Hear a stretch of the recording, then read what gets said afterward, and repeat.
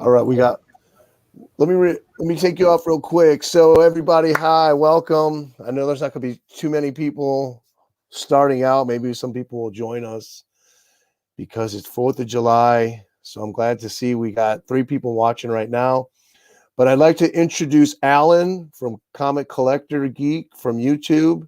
He's a guest tonight. We're going to be talking Golden Age, focusing on the seduction of the innocent comics, showing some patriotic stuff. So for further ado, here we go.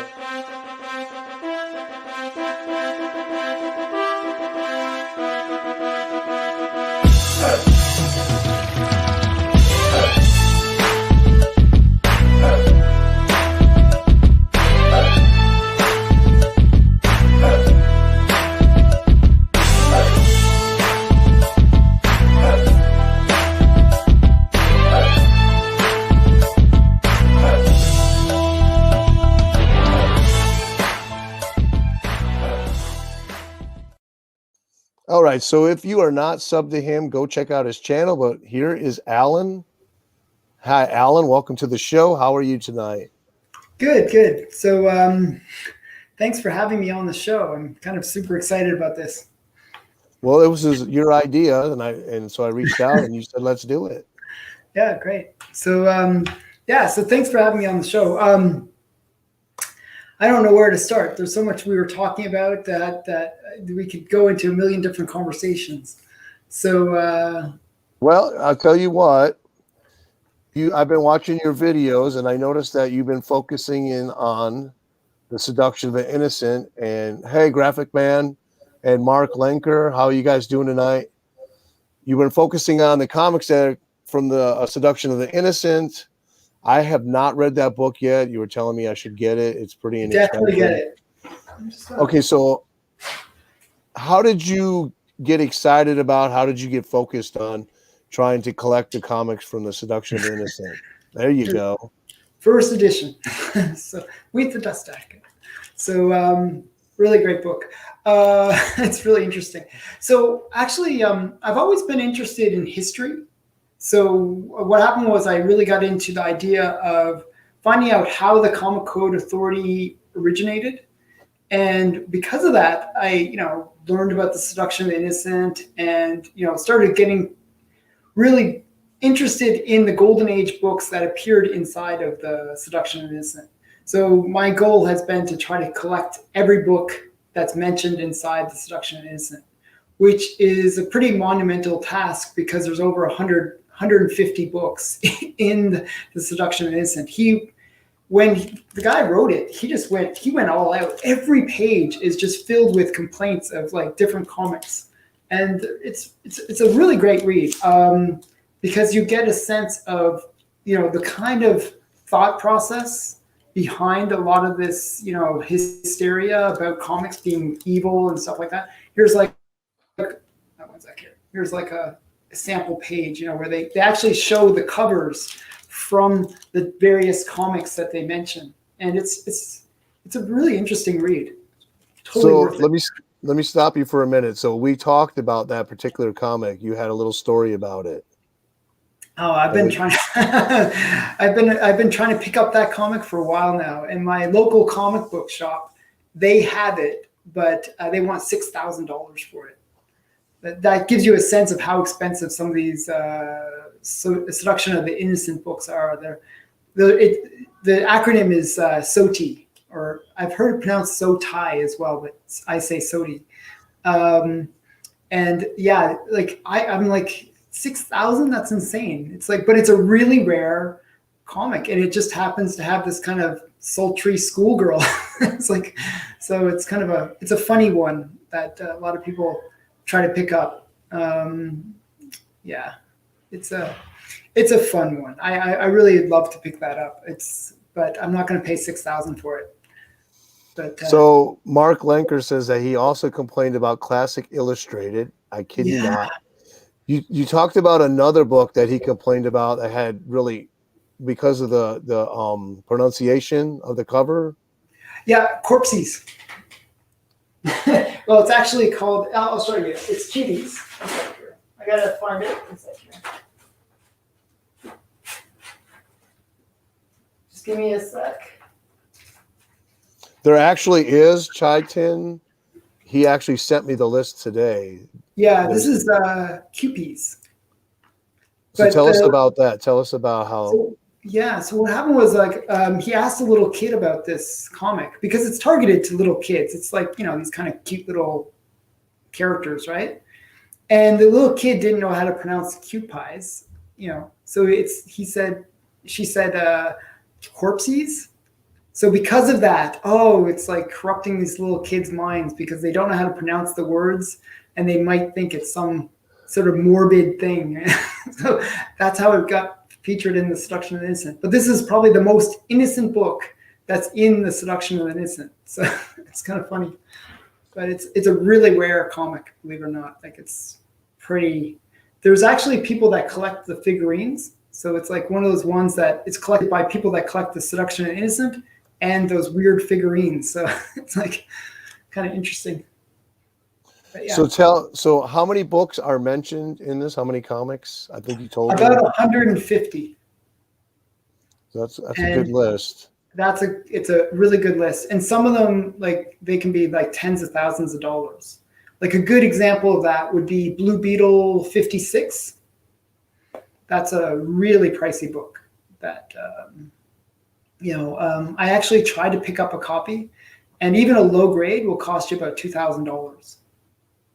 So it's the one where there's a woman, she's kind of looking in the mirror, and you can see her bare back, and then looks like a guy about to stab her.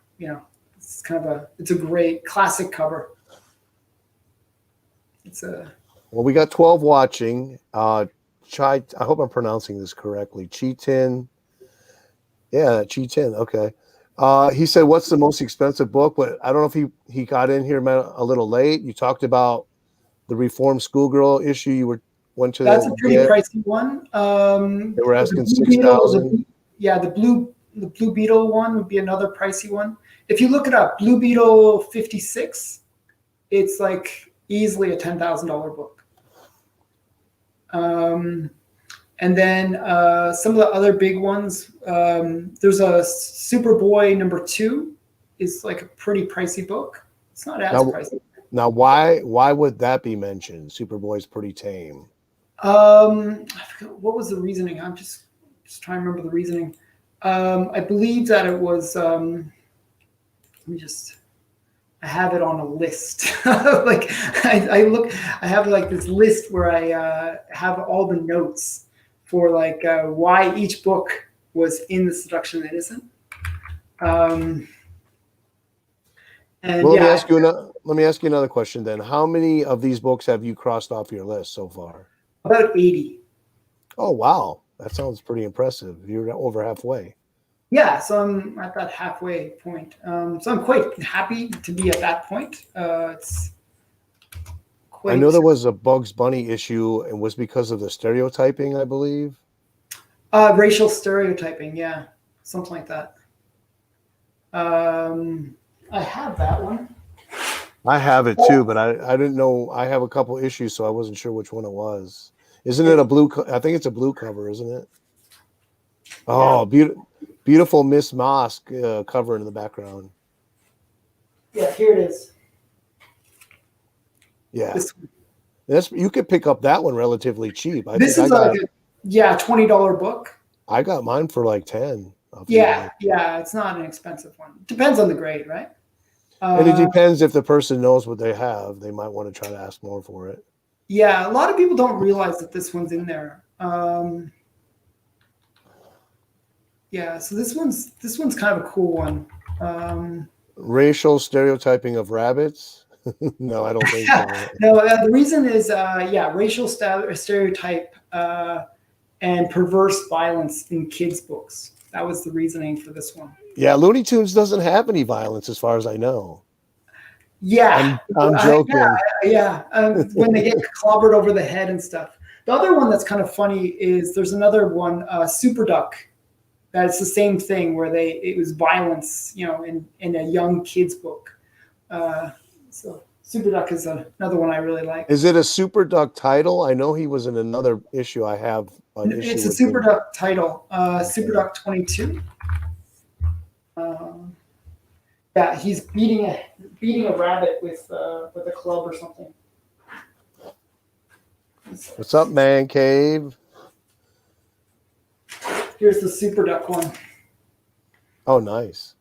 Yeah. The Cockeyed Wonder. See, there's Yeah. already. I got this one pretty cheap. Again, these ones you can pick up really cheaply. Like this is like I paid like $20 for it, and it's a high grade actually. It looks nice. Yeah, it's very sharp. And the Mylar looks 9.8.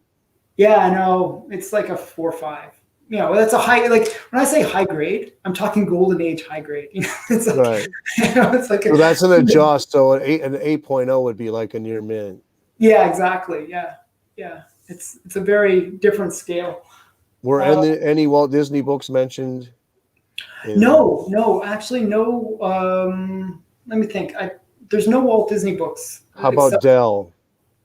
Dell is the 4-color, the one that I showed. Oh, the Bugs Bunny. This is 4-color 250.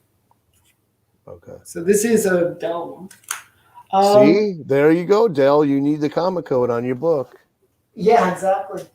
Here's somebody asked about the Classics Illustrated. So this is like, the Tom Sawyer one. These are all from Seduction, isn't it? Then there's this one. This one is one of those ones you got to be really careful of. This is like the 11th print or something like that. But this is the first print. So you got to be really careful. Like a lot of these Classics Illustrated, it's really hard to get the first prints. So this is the first print. Which are classic comics. Well, Yeah. Some of them are. Some of them, yeah, these are Classics Illustrated. And then we got another one. That's a whole genre to collect if you want to get into collecting something. The high grade, the low grades are pretty inexpensive. And then this is another author's one. I try to only collect the classic comics titles when I go for those kind of books. Yeah, they're really expensive though in high grade. Like anything above like a 7 can go for some serious money. Now, do you have the Hopalong Cassidy book? No, I don't. I've actually seen it on eBay for about 150. I was debating about getting it. It's just it's like it came in like loaves of bread. Like it was like a free comic that you would get when you got the loaf of bread, and it'd be like this. It was just like a little comic like this. So it's kind of a cool one. The reason that one was in there was there was a barber that was like the Mad Barber, and they were like a lot of Wortham stuff that he mentions in the Seduction of the Innocent. It's related to injury to the eye or kind of like extreme violence. So that's why that bread one was in there, the Hopalong Cassidy one. Let me show this one. I know this isn't mentioned in there, but No. He's got a bullet hole in the head. Let me see. Right over here. Oh yeah, the conductor? Yeah. That's awesome. Yeah, I mean, the funny thing is there's probably hundreds of more books that they could have mentioned in the Seduction of the Innocent. Let me shout out DS Comics. He turned me on to this when it was up for auction. I actually won it. Yeah. So yeah, there's a lot that could have been mentioned in the Seduction of the Innocent. So what about Little Lulu number 165, where she smokes her doll's hair and gets like high, trips out through the whole book? No, that's not in there. That's one I'm always looking for, but people know what it is and they want at least $160 to $200 for that book or more. Wow. That's kind of a messed up. It's a pretty cool book though. DS showed the inside panels and then I went and checked it out, and she trips out through the whole book, colors and everything. She saw a billboard for marijuana. Oh, really? I guess to stop smoking it or something. So she went back home, cut her doll's hair, rolled it up in a joint, smoked it. Oh, wow. In a kid's comic. Wow, that's pretty messed up. So yeah, I mean they seem to have like very different standard than we do now. Like a lot of the issue was like around drugs too. They really didn't like drugs in comics, especially geared towards children. But yeah. Now I did read some books about the hysteria, some historical books. I never see anywhere where Wortham mentioned that it was up to the parents to make sure that they checked these books before their kids read them. Does he mention anything about that ever? So he does talk about that in a way, but the problem is he talks about this one case where this one woman. It's a totally messed up story. Actually, it's messed up on so many levels. So what happens was there was this baseball game. It all starts with a baseball game. And there's a bunch of people. They were just having a good old day at the baseball, watching a baseball game.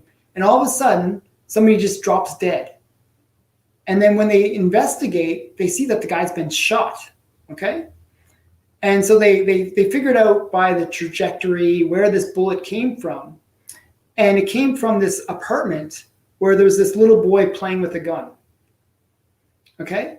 Now, it just happened that same boy was a juvenile delinquent. He had issues, okay? And he was one of those boys that Wortham had actually been working with previously. So he knew this boy kind of intimately.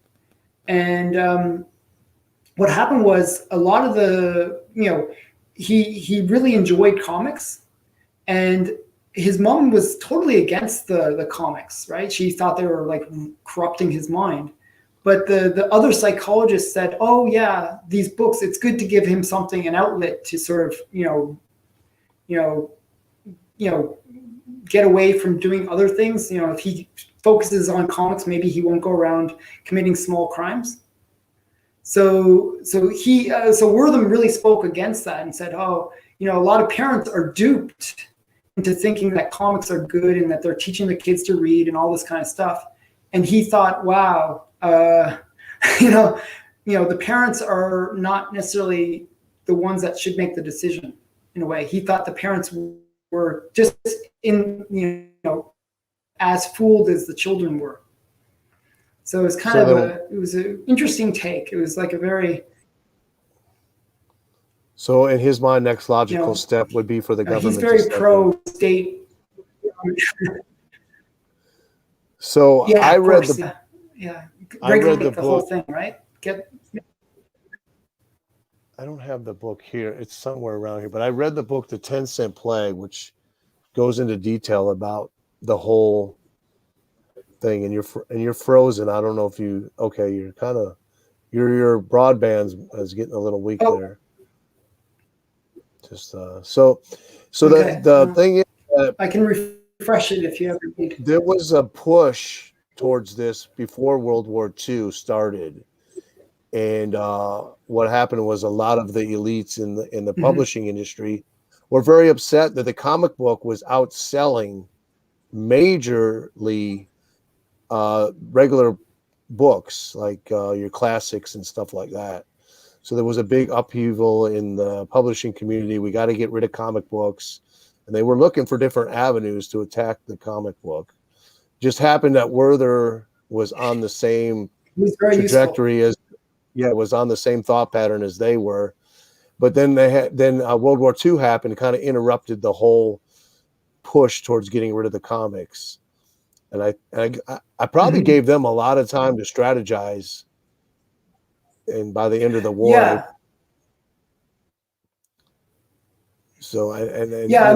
comics were kind of being used in the Second World War a lot. They were the kind of the propaganda machine that they were using. I mean, I wish I had some of my war propaganda books with me right now, but they were really into that whole idea of encouraging the war movement, getting, going out and, getting people all excited to go to war and, fight, the evil Japanese and Germans. So, comics were being used. So I think that kind of helped them survive through the 40s. We lost audio. Okay.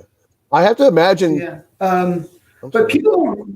Okay. Yeah. Can you? I was going to say, I have to imagine too, in that Yeah. era, we didn't know as much. The doctor was like a big authority figure, was really trusted. Here he Mhm. was, a psychologist, and a lot of his evidence that he was using was just his own evidence. He wasn't using evidence from any other psychologist, any studies or anything like that. Anytime he was citing stuff, it was coming from his own studies, his own patients.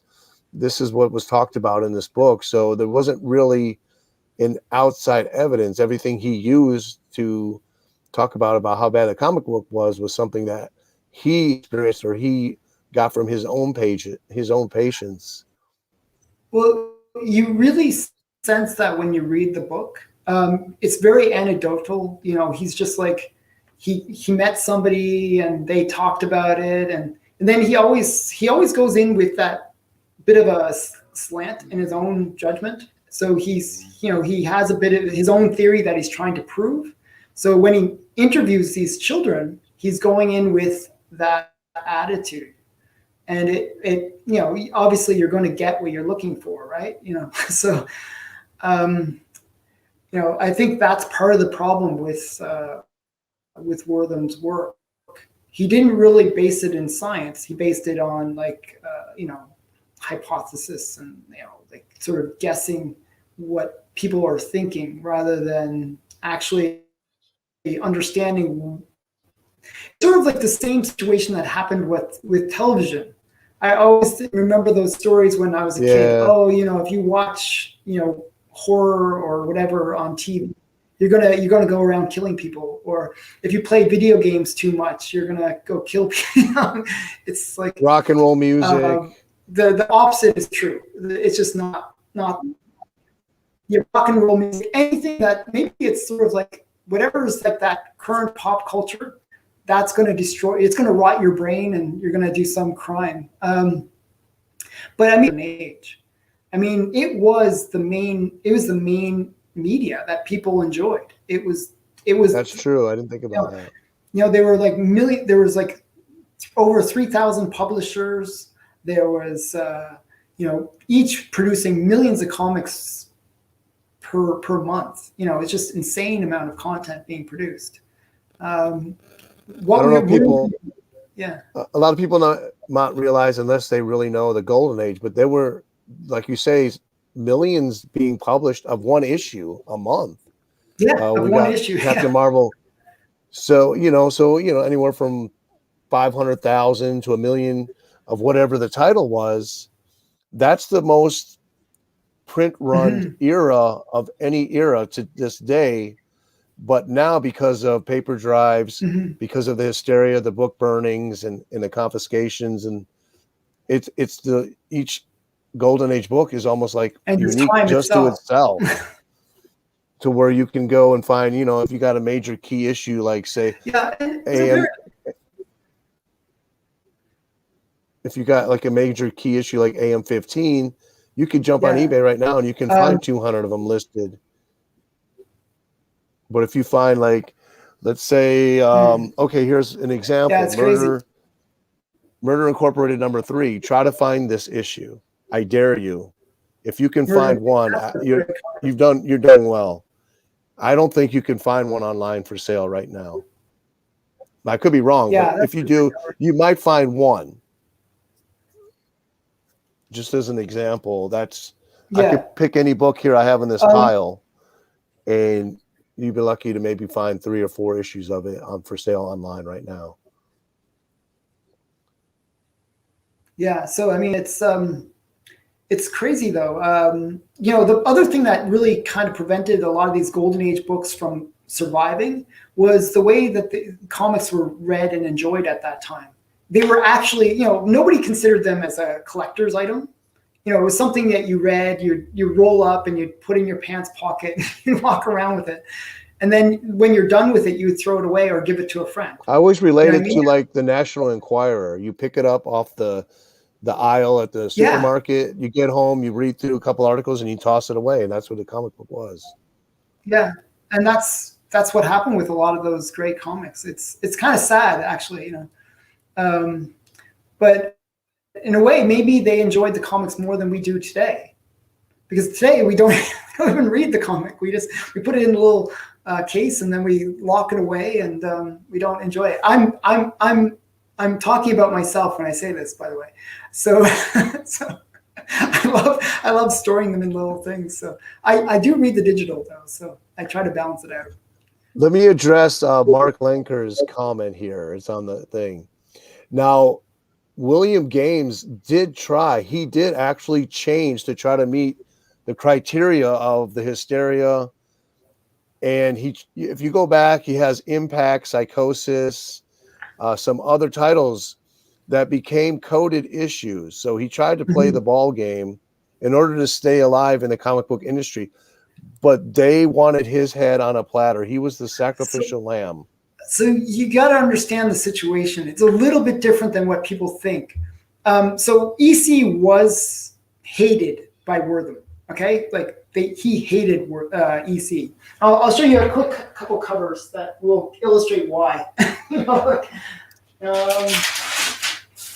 So we got the famous one, right? This is the famous head chopping one, right?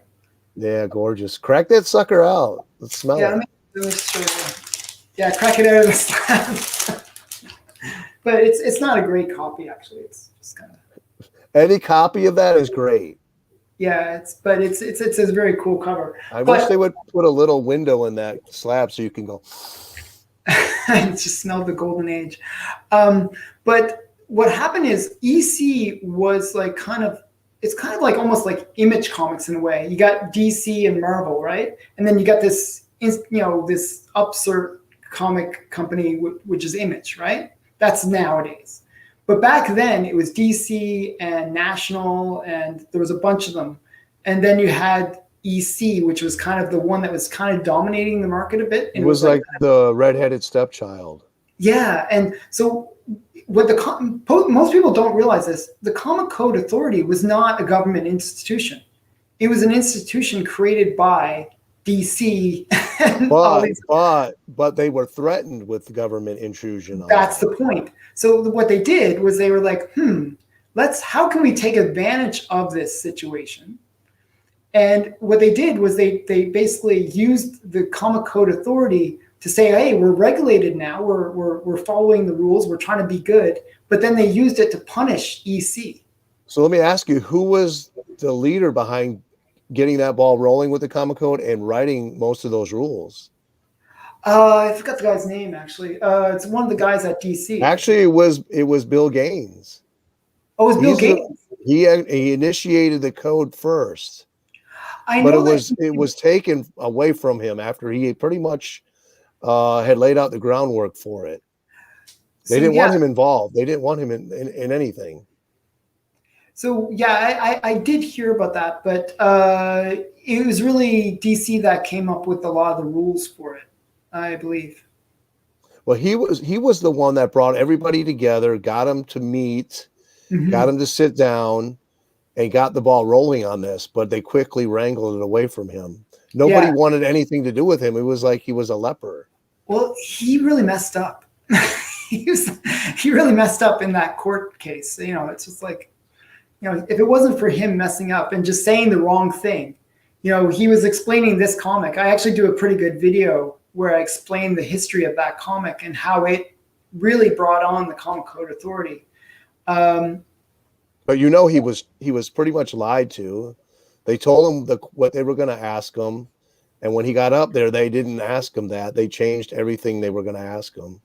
He had been up for almost 2 days straight. Yeah, and I understand he had taken some kind of medication to keep him awake. Yeah, they had him on drugs and stuff. It was pretty messed up. He had just started a diet, and he was just not in a good state. I think that's what it was. He had taken some diet pills with caffeine. Yeah, so he got up there. He was sweating his Tui off, and then they changed the questions on him, and because he had prepared answers. He had worked out the answers, rehearsed what he was going to say. Then they got up there and they changed everything they told him they were going to ask him. Yeah, he was very sabotaged in the whole situation. I feel bad for him. He was, you know, he was the one that was hurt the most by by the whole Comic Code Authority. I mean, one of the weird rules that were part of the rules for the Comic Code was you couldn't mention the word weird. You're not allowed to have the word weird in your title. So if you think about it, like so many of EC books are like weird fantasy, weird science, and all these things. So all of a sudden, those titles were basically wiped out. So it's weird. They had crazy rules like that. It was that seemed to be very focused on one publisher. That's why I really try to stay away from any books from 1954 to like 50, end of 55, 56, because they're so sterile, because they were just so afraid of putting the wrong thing in, and then that book had to be sent back and redone, and it wouldn't make deadline. So that the stories are really, if you like, let's say for instance, Black Magic Comics, go pick up the first coded issues. They're really terrible, and that was one of the best books for a long time. Actually, I didn't realize. That's when I first realized it, because I bought a couple issues of that during the code, and it was really bad. Yeah, I don't have. I was thinking I had Black Magic, but I have Black Cat Mystery. These are from the comic. These are from both from the Seduction and Innocence. You got the hanging witch, like anything like kind of these gruesome covers. But I don't have the Black Witch. That's actually that's in the Seduction and Innocence as well. The Black Witch ones. I'm just trying to remember which issues. Witch's Tales is the one I'm thinking. Witch's Tales number 20. Oh, I should have pulled out my Beware with the zombies coming out of the quicksand. And then Black Cat Comics as well was the other one that's in there, number 27. I don't know. Is this one in there? Beware, not that issue. Beware. There's 2 issues of Beware. It's number 6 and number 12. Number 6 is the one where it's like sort of like a zombie guy coming out of, like, it looks like he's coming out of the ground. Out of the bog, yeah. Yeah. What about that issue of Exposed, where that thing, the zombies coming out of the quicksand and strangling the girl? I think so. So yeah, I have that. Exposed. Okay, here's Beware number 12, just since you mentioned it. Let me make you big on that. Let's see that.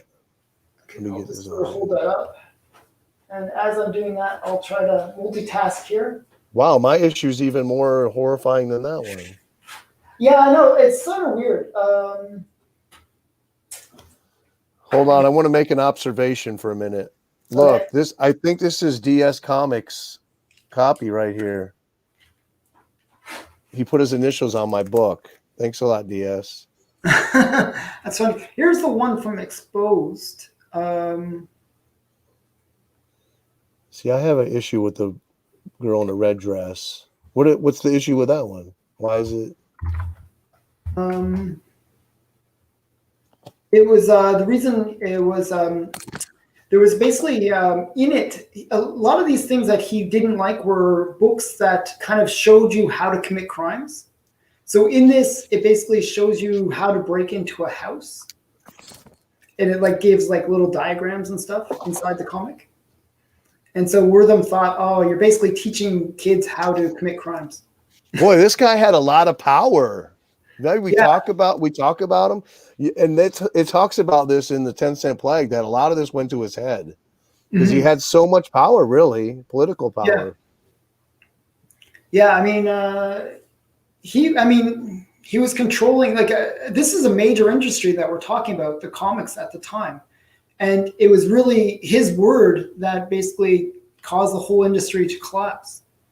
So that's a huge amount of power. And he was a celebrity. He got lots of book sales from it, and he was enjoying a lot of fame from the whole media hype around it. But what I love about the story is that Bill Gaines is such a genius. He went on and made Mad a magazine. I know. And it became the #1 humor magazine ever to this day. Yeah, and he made millions. He's a brilliant dude. Yeah, the funny thing is his story is actually kind of interesting. Matt Gaines was his father, right? And he started EC. And basically, he was doing all these kind of like historical comics that nobody liked. Bible stories. Yeah, That's where the Bible name stories. EC came from, educational comics. Yeah, educational comics, and nobody liked them. And he just happened to die in a boating accident, and so his son inherited the company.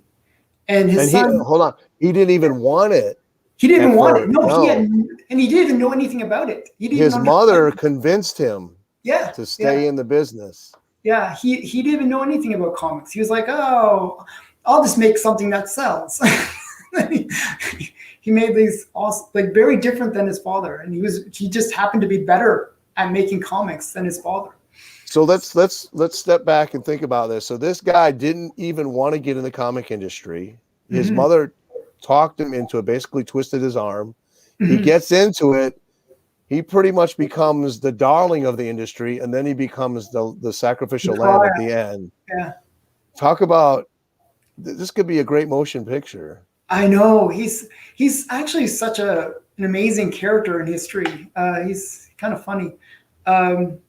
But the thing is, because in a way it was kind of good that he didn't know anything about comics, because what he did was he said, "Hey, artists, you just do whatever you want to do. You make the stories you want to make. Go. Be creative. Go as extreme as you want." He kind of gave them that freedom to do stuff because he didn't know himself, and he just said, "Hey, this looks cool. This might work." But here's the irony. A lot of those stories have morals about life. I know. And they're really good. They're like written by master authors. Yeah. And people don't realize this. They just look at, what do they say? Don't judge a book by its cover. Yeah. And that's what they do. They judge the book only by the cover and they don't read it. But almost all of those EC horror books have a lot of thought-provoking stories and morals in them and stuff like that. Yeah, I mean, EC, they were really cutting edge in terms of like, putting across some really serious ideas. There's one where the story that I heard was like, it was an EC one where it's like this alien that comes down to a planet. Okay. And the planet's all like these robotic people. And what happens is he's determining whether or not they can meet the standard for this interglobal or interplanetary society, right? And he basically deems them not worthy because they weren't accepting of all the different types of people, that they weren't open-minded in terms of racism, and not being racist. So I thought, and it turned, and then at the very end panel, this astronaut takes off his helmet and he's a black man. So you can imagine this is back, this is back in Jim Crow era of American history. And, it was a very progressive kind of story. So yeah, I don't know. But that's people, like Wortham didn't get it. He didn't get that these stories were actually educating kids not to do crimes, not to do bad things. Exactly. Yeah. So what do you got? You got a couple books down there to show us from? Oh, I got a ton of books to show you guys if you want to see some cool books. Yeah, we definitely want to see some cool books. I remembered the reason for this Superboy. So what happens is he goes back in time in the Superboy story. In Superboy #2, he goes back in time and he encourages George Washington to take a more historical, be more involved in history. So so it's because of Wortham didn't like when people did these rewrites of history. So he thought, so that was the reasoning. Okay, so I'll show you some really cool covers. It makes you think, if Wortham was alive today, where would he be politically? Because Wortham? they're trying to change history right now, but Oh yeah, yeah. all the Rula would be like science one of and all the doctors are on that side. The political, but the funny thing is, it's not about like I'm a science background guy. What we have nowadays isn't about science. it's all politics. It's politics. It's all these very left wing kind of, I don't know. I hate cancel culture. I hate this whole social justice crap. I just want people to be people. Okay, so yeah, I'm going to show you some cool covers, and you'll probably like this one. I love that one. Isn't that awesome? I'm going to put my address down here for you, so you can send it to me. The image. The whole thing. Yeah, it's beautiful. Fox does some great covers. So this one is kind of funny. You'd think, oh, is it because of the scantily clad lady or something like that? It's nothing to do that. So what happened is a lot of these books, what they would do is they would try to be educational. You know, they would have all these scantily clad ladies and stuff, but they would try to be educational too. So what they would do is have these little history stories that were put inside as well. And what it had was this one, it was like about the first Americans, okay? And it was like, showing this early like tribal woman, like being restrained, like, in bondage, right? And then her heart was being cut out by a Native American. So he thought that was just not historically correct and also very gruesome to be telling kids about. So that's why this was in the Seduction of the Innocent. So, but it's a really great cover. I love Rula. I'm a big Rula fan. So that's one of them. If somebody's not, then they got to be crazy. Yeah, I mean, she's just going around with her giraffe-skinned bikini is pretty awesome. And then we got Crime Files. So yeah, I forgot what the reason was this one. Oh, wow! I haven't seen that before. Yeah, that's a cool. I love those Golden Age obscure crime books.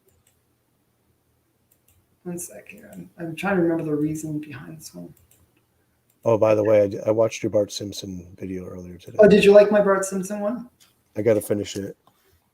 So, okay. So this one, there's just a story in it where the girl, it's like a 17-year-old girl, and she seduces a man and then robs and kills him. So that's the reason, teaching young kids to commit crimes and using their bodies in a non-professional way, I guess. Did she get away? Did she get away with it at the end? Probably not. I mean, these books were always like the thing was they would generally not get away, or sometimes there was no consequences. Sometimes they did get away, but they would always kind of reflect on it in a negative way. But where them felt like they weren't really enough consequences for the crimes that were being committed. Oh gosh. Yeah. So that's that one. And then this one's a really great cover. This is like, I'm going to take it out because it's just such a great cover. I wish I had a better copy, but it's nice. It's got the skeleton. It's got the guy in the quicksand. The woman, the woman with the red dress and the blonde hair. Yeah, just really great. One sec here. I'm going to find out why. I know that was a mistake, Eric, but it made me laugh. Cliff Calvin. Cliff Calvin. Yeah, he meant Clavin from Cheers. From Cheers. Oh yeah, Cliff Clavin. Yeah, I like Cheers that was like when I was a kid. So this one is I'm reading the reason right now. The reason: a woman is revealed to be a vampire, fondly recalls the death of prisoners in a concentration camp. So, it's sort of like the love of death, that kind of idea. So that's the reason for that one.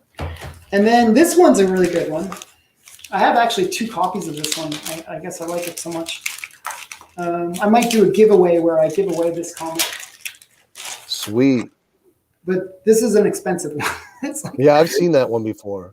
This is John Dwan. And this is, the reason this one is pretty obvious. It's, he's like a superhero, super lover. And that was just too much for young kids to be reading, right? That's because one of them had a little penis. Yeah, maybe. I think so. But the funny thing is, this was even geared towards kids. It was not meant for kids, and it was more of an adult comic. That's one thing people don't realize nowadays, was comics were read by everybody back then. It wasn't just that they were meant for kids. It's kind of like the way manga is in Japan. Everybody reads manga. It's meant for kids. It's meant for adults. It's pretty much open for everybody. And the same was with Golden Age comics. Yeah. So yeah, that's that one. Someone asked any Wonder Woman bondage or bondage covers. I believe there were quite a few. I have a ton of Wonder Woman bondage covers. Was there one? Wait. The better question was there not a cover? Yeah, I know. It's like, she's going around with her own bondage, right? She's got her lasso, right? That's basically her bondage in a box kind of thing. She's, Wonder Woman was written by a guy who was really into bondage. So you're going to expect, you should expect lots of living with two women. Living with two women, yeah. Hey, and he was a psychologist too. So come on. Yeah, maybe there's something there. They should have had a celebrity death match between him and Wortham. Yeah, I think that would be a good one. Actually, I'll show you another. This is somewhat bondage. I don't know if this is considered bondage, but I'm not sure. Rangers comics? I would think so. It's kind of like she's being hung by a tree almost. So this is a really great cover, I think. She's on a horse. The guy's like whipping the horse to basically get it to run off while she's going to get hung. So this was mentioned, for that reason, for the cover itself. Hey, so grab your Jungle 87 on the back wall. Jungle 87. Here. This one actually, I almost feel like I should send it away to somebody. I have one of my So this one I think could grade higher. It's right now it's a 3.5. You want to know how much I got this for? On eBay? Probably much cheaper than me. But okay, go ahead. $12. That's so insane. I know. And when I went and looked at how much it's going for, I was like, holy crap, I can't believe it. I saw it on auction go up to $200 for a 2.0. Yeah, I got actually. So okay, you make me feel better because I paid $100 for mine, so I feel a little better. And yours is slab, so you got a great deal. Yeah. So this one though, actually, I'm not sure if you can see on the camera, but it has a major spine roll. Did you see that spine roll? Yeah, you can crack that out and fix that. Could be if I cracked it out, reslabbed it, it'd probably get like a 6. It is just it's way prettier than it's kind of coming across right now. There's no real flaws with it. It just has that major spine roll. That would be definitely worth it. Yeah. So I know somebody that knows how to do that really well. So I might send it to him. He'll be happy. Well, we've had 18 at the highest so far in the chat. It's really a good turnout. We appreciate everybody being here. Alan is a fascinating guy. I love his focus. He's got an amazing collection. And he's just very articulate on why he collects and what he collects. I want if you don't mind, I'd like to pair with you, maybe show a couple books. Oh yeah, of course. I love these crimes does not pay thing. These are awesome comics. I like this double horror and crime mixed, and he's throwing away the axe. That book, like going into the ground, like it's in the river. In the river, okay. It's so cool. And you'll see there's blood all over the boat over here. But what in that book, The 10-Cent Plague, he talks about Charles Burrow quite often because they said that Charles Burrow was very anal about making sure that every cover was drawn realistically. All the machines, cars had to be right. Weapons had to be exactly what they look like in real life. So the covers were not meant to be dynamic because he tried to capture realism, and in illustration that's difficult to do and make it look cool. But he also talked about that a lot of the art wasn't done by him. He hired a female artist who worked for MLJ to do the work, and then he signed it. Wow, that's crazy. So yeah, wow, that's a really cool cover. I think I find that those covers are very almost like a crime photo. You know what I mean? Like where you're right. I love this one. The artists were saying that they actually had to run outside into the street and look at some cars in order to get details to make sure it was right, because he wouldn't let it pass if it was incorrect. Now be careful, guys. If you find this is a reprint, and you can tell because page 1 is missing on the inside cover, and it's an ad. And then we'll have the ad for the reprints on the last page. It's called MS Publishing. And they did all Fox reprints. They did 11 of them. I've never been able to track down the list. But still, this book, even as a reprint, is still pricey. It's a great cover. I'm going to show one more. Now, this one is just my favorite Bronze Age Patriotic cover. Most people probably have this in their collection. It's a very inexpensive book, but I love this cover for some reason. I guess the way they represented their own Captain America, and I think they did a really good job. I love the silver mane on the guy. So what is that character? Oh, who is that? I forget. I'd have to reread it. But Yeah. But he points to the poster and he said, "These are the enemies of America." Oh wow! So Uncle Sam is the enemy of America. That could be. So I guess this may be another Earth. I don't know. But Captain or Uncle Sam's coming around the corner to kick his ass. That's cool. I don't think his name is Shield. I'll let you show some more books and I'll look for the name. So I'll show you another one. So I was telling you about Blue Beetle 56 as being one of the most expensive from the collection. This is 54 or 50. Sorry, I meant 54 is the expensive one. 56 is the not so expensive one. This goes for you can get it for about $500, which sounds expensive, but it's cheap compared to 54, which is the really expensive one. So this one was in there because there's actually a really funny scene. It's almost like I can't imagine this being ever created today, where they're playing like a blackjack or some card game, and a woman says to the guy, that the man doesn't hit a woman with blackjack; he uses his fist to hit her. It's kind of it's kind of extreme, but that's So Wortham really had this thing where he didn't like anything where it disrespected women, and that obviously would be every comic. Yeah. So obviously that's why he didn't like the headlight covers. I actually brought a few headlight covers to show. I have staples. I'm going to show you.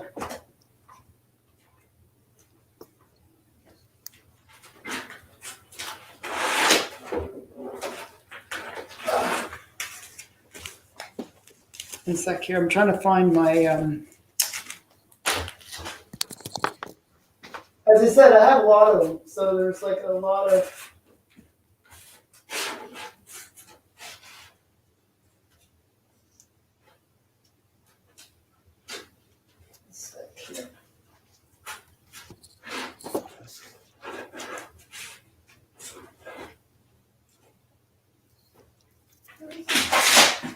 Let me know when you're ready. Sorry. That's all right. I got it covered.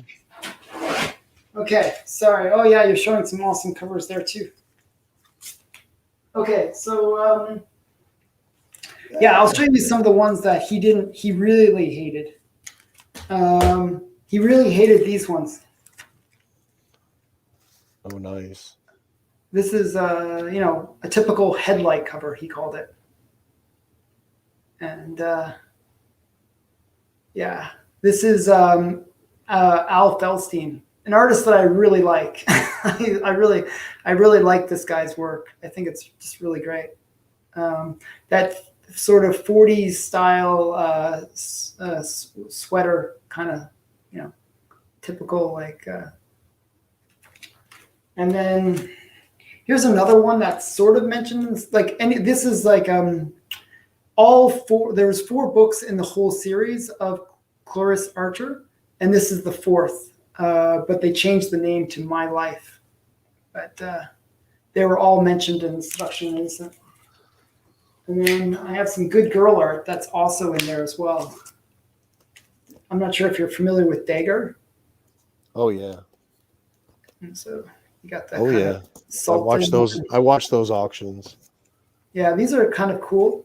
So there was 2 that were mentioned, and these are the 2. Kind of like a little bit of Spanish flavor to this one. That's probably why those go for quite a bit over the other Fox, like Rula and stuff like that. Those daggers. There was only like 3, wasn't there? 3 or 4. The ones that were mentioned in the Seduction Innocent were just these 2. But there was like 20 some odd in the collection, like in the series of Dagger. 20, maybe 30 actually. It was a bunch of comics in the series. Another one that this is not for good girl art, but it's kind of like, I love that cover. I love this. it. This one's such an expensive book, by the way. Like this is like a 1.5. I love not only the good girl, but the detail in the cloth. Yeah, it's pretty amazing. Actually. Not just on the table, but in the doctor's uniforms and everything and stuff. Yeah. So this one's kind of a cool one. Look at the light. Look at the inking on just the black ink on the light up there hanging from the ceiling. I know you got the shadow kind of effect, right? Yeah. Yeah, it's quite a brilliant cover. These Brenda Starr ones are just really great. If you can ever find any from the series. I do have one. I paid $200 for it. That's a Canadian one. Oh, wow. That's even more rare. Yours is, isn't it? Oh, yeah. This one. Oh, yeah. Actually, this is a Canadian edition. I have. So was mine. Yeah, they're more rare in the Canadian edition. And I was telling you before that the Canadian editions, usually the paper quality wasn't as good. They were published at the exact same time as the US versions, but they used like a lower grade paper. So a lot of them didn't survive. So they're pretty rare. And they also had a smaller print just because of the fact that for the Canadian market. So they're quite rare. So these ones go for around 400, I believe. Yeah, I bought mine like 3 or 4 years ago. And it was a 7.0 for 200. So I jumped on it right away. Wow, that's a really good grade. So yeah. I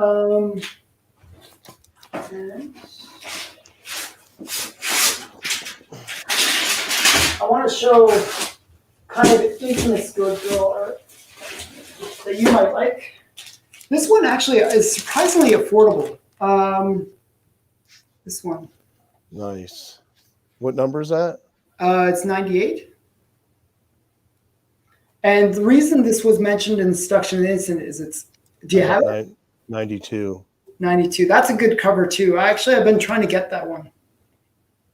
But this one is from the Seduction Innocent. And it's the one where you have to almost look it up online. But basically there's a situation where there's a guy's shoulder, and the way it's drawn, it kind of looks like there's maybe a female private part that's being displayed.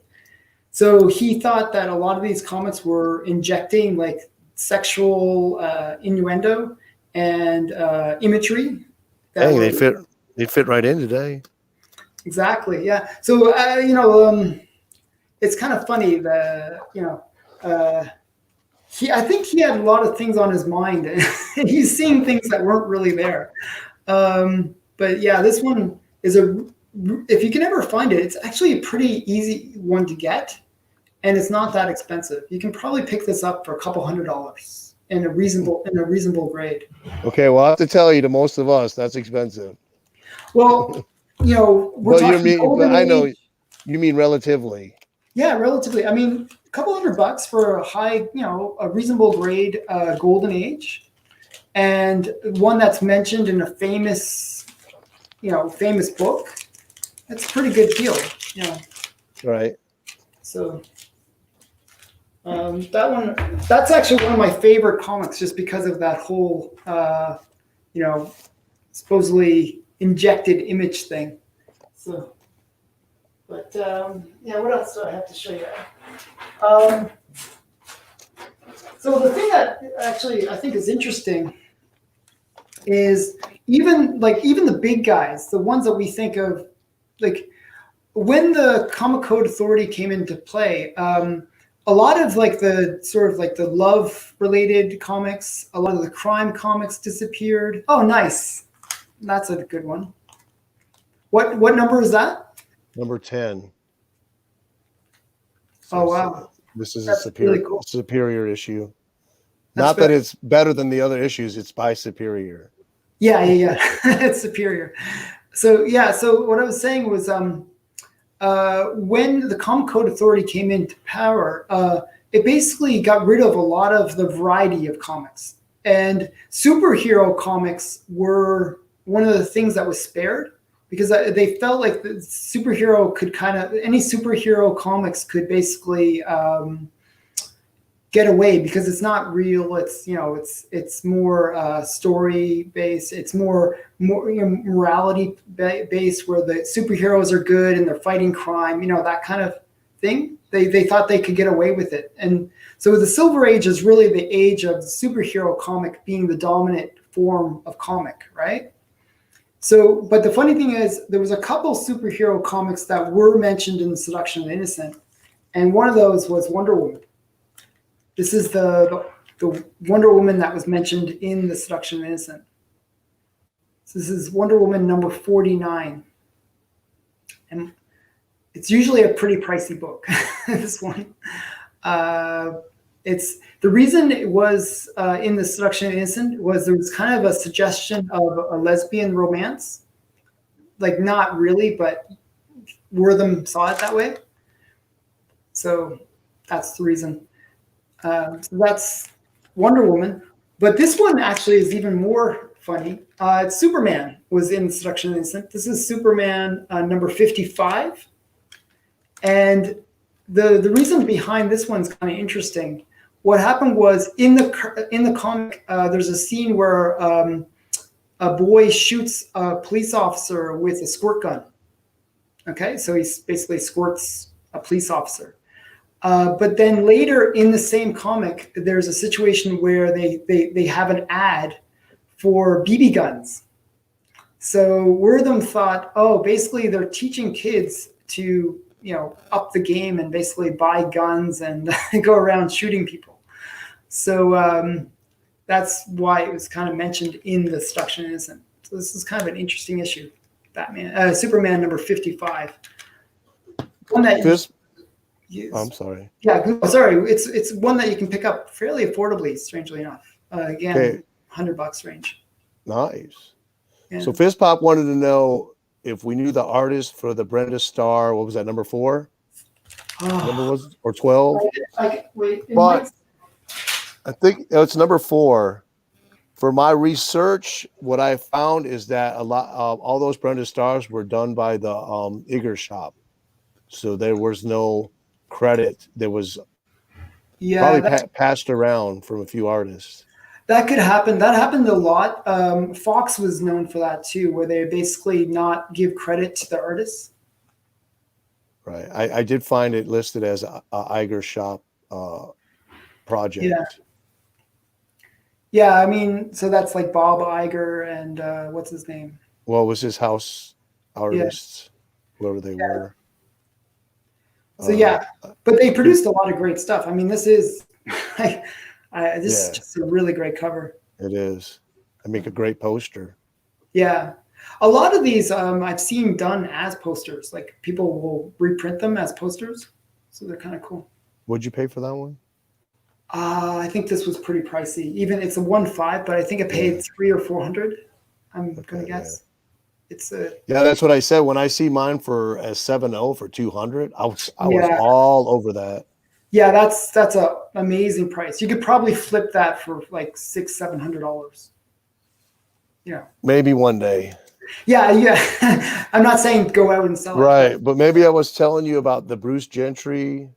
These are also superior.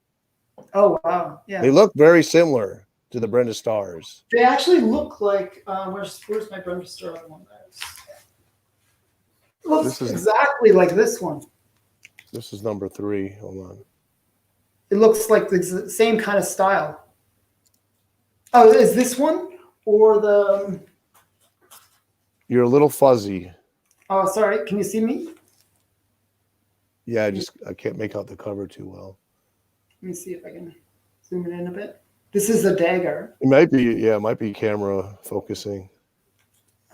Yeah, I've been watching the auctions on those because I realize if I'm going to get a dagger, it's going to be through an auction because you're going to pay too much money to buy it now. You can pick them up. Strangely enough, I didn't pay much for mine. I paid around $100. Oh, that's not bad. That's again. That's cheap. It's all about perspective. Yeah.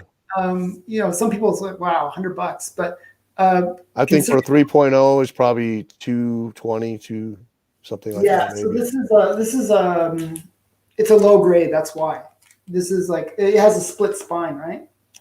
Yep. I'd be all over that for 100. Yeah. So it's around those covers are just so beautiful. Yeah. And the art inside is just as good as the cover. Yeah. Sometimes you'll get these Golden Age books with beautiful covers and you get an inside art and it just doesn't measure up. Well, yeah, the funny thing is like I find that more nowadays than the other way. I agree. Like modern age comics, I get so annoyed. They have these beautiful covers, like amazing covers, like, and then when you open it up, it looks like some kid drew the Especially artwork. Marvel. Well, Marvel's been known nowadays to hire the most cheapest artists they can. Yeah. Except for a few titles, the rest of them are all crap. Yeah. I'm not super happy with the modern age right now. That's why I've kind of shifted more to the golden age because I feel like there's better value there.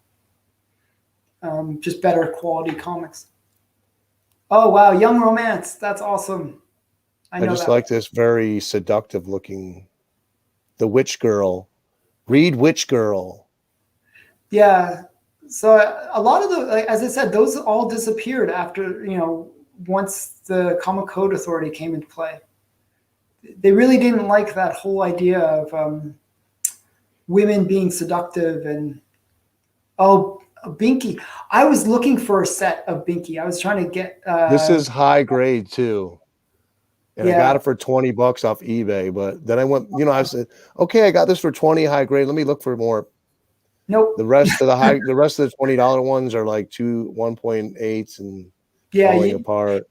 You can get them really low grade for fairly cheap, but yeah, high grade ones almost impossible. I'm always looking for the Bob Hope comics, especially in nice grades. There's like 2 or 3 Bob Hope ones that I'm looking for, where it's kind of got these kind of sexy good girl art stuff on it. I fell into this one for $2. Wow, that's great. Topper. That's Topper number 1? Yep. Wow. And it's in high grade too. You said $30 for it? $3, I think. $3. I bought a Atlas Suspense from a seller on eBay, and she had a bunch of books that she wasn't a comic book person, but she was like flea market. She hadn't listed them, so I said, send me an email with the pictures, and so I bought a whole bunch of them from $5 to $2 a piece, and I got this one at number 3 for $3 each. That's insane. Like, I always sort of say, like, if you can get a Golden Age comic for under 20, you're it doesn't matter what you buy. This is the one I was telling you about with the Queen Witch cover from Fox. Oh, that's interesting. I never even heard of that comic. Yeah, it's a one shot from 1946. What's the animal? It looks like kind of a, what kind of animal is that? Is that a beaver or what is that? A woodchuck, maybe? The Ah, skunk. It a says the skunk. It skunk. says skunk. Okay, that's really weird. I never saw a skunk with buck teeth before. I've never seen a skunk with buck teeth. So yeah, that's really weird. Oh, Crown Comics, yeah. Now, who does this cover? You got me on that one. Famous Golden Age artist. Top 3 probably. Well, Okay, so if good girl art, top 3 of the doesn't- good girl artists. it doesn't look like Matt Baker. Is it Matt Baker? The face, the girl's face could go. Yeah, that would be the only way I would say it's Matt Baker, but I wasn't sure. I wasn't sure about that. And this is the only Jungle Comics I found with side boob. Oh yeah, I saw your video on that actually. I thought that was kind of funny. I was actually looking for a copy after you, after seeing that. After I saw this one, I was looking through all of them and I couldn't find another one that showed the side. Yeah, I think that's a funny. Now look at this one. They show her, but she has no nipples. Oh yeah, it's like you can see through, so it's kind of a, yeah, it's a great cover. If they would have put 2 dots there, oh, there'd have been an I uproar know. over this cover. Yeah, but Matt Baker was really into, showing women being very sexy. You know, he does that issue of Classic Comics, and I found a high grade first print for cheap for $20 off eBay. I forget what issue it is. It's about a female classic story. I forget what it is off the top of my head though. But you can find that if you look hard. You can find a nice copy, first edition for. Just Google it. Matter of fact, I'll Google it right now. I was thinking I should have brought my Matt Baker stuff. I have a bunch of Matt Baker art, like comics, in my basement. But actually, I'll show you some of my Jungle Girl ones since All right. we're going that way. I'm not sure if you knew this, but Matt Baker, one of the things that happened with him was he was doing the art for a lot of the jungle related stuff. Like he would do the dots and stuff on the bikinis and stuff. No, I didn't know that. So here's Zoot. Nice. This is Zoot number 7. This is the very first appearance of Rula. And then we got, and I think this Here, is let me show you this real quick. If you want to be on the lookout for it. That's Matt Baker all the way through the whole book. Oh, wow. So he did the whole entire book? Yep. Wow. And I found like a 7.5 for $20 on eBay. That's interesting. But now that I'm mentioning this, What you won't. Yeah. Number 32. 32. I'll see if I can The problem find with it. those ones, it's really hard to find like first prints. I'm always like kind of a snob when it comes to like getting a first print. That's because but you can tell it's the classic comics, so it's not the illustrated. So there are several prints of this. Yeah. So it'd be nice to get all of them. I would try to get to. I'm kind of like I'd like to get the first print. It's just kind of a weird thing. So. It's not weird. It's not weird. I just it's my thing. So I think this is Matt Baker. I'm pretty sure this is Rula. I forgot which one is this. Rula, one of them. I forgot which one it is. I think this is the last in the series. Let me put you big. This is Matt. I'm pretty sure this is Matt Baker. People can correct me if I'm wrong, but I'm pretty sure it's Matt Baker. And the one thing about this community you can count on, if you are wrong, they will correct you. They will correct me. I'm probably right. I'm going to say I'm right, but I'm pretty sure it's Matt Baker. It has that almost that Phantom Lady look to her face and hair. Do you know what I mean? Yep. So I'm going to say you're right too. Yeah, I'm going to say I'm right. I don't know. And then this is a kind of a key issue as well. This is JoJo Jungle King number 7. This is the first appearance of JoJo. And it's like it's a bondage cover. She's like tied to a giant armored elephant. It's just like, I think I love these kind of comics where it's like some crazy action going on. especially some bondage, sexy girl. I like that situation. Oh yeah, that's a great cover. I love the JoJo stuff. The JoJo comics were pretty amazing. You know, I don't she's know, like, but that crocodiles all look like they're the exact same. They're just different positions. They're flipped around. The mouth's looking same angle and everything. Same well, eye yeah, position. it's almost like they just copy the alligator and then they paste it on the Yeah, different. that's what I'm saying. It actually looks like my Rula. Where's my? Where was I? She can rule over me anytime. Where did I put it? This is the problem with me. Oh yeah, here, this one. The way that the crocodile is drawn, Oh very yeah, similar. well that's better. You can see the inside of the mouth. I like that cover. Is her toe pointed? Is that what? Oh, okay. She's got her legs crossed. Hi, Hi, that's my wife in the background. She's like, hey wife. yeah, she's not. She's very not so into Yeah. the comics. Oh come on. Not very supportive. Neither is my wife.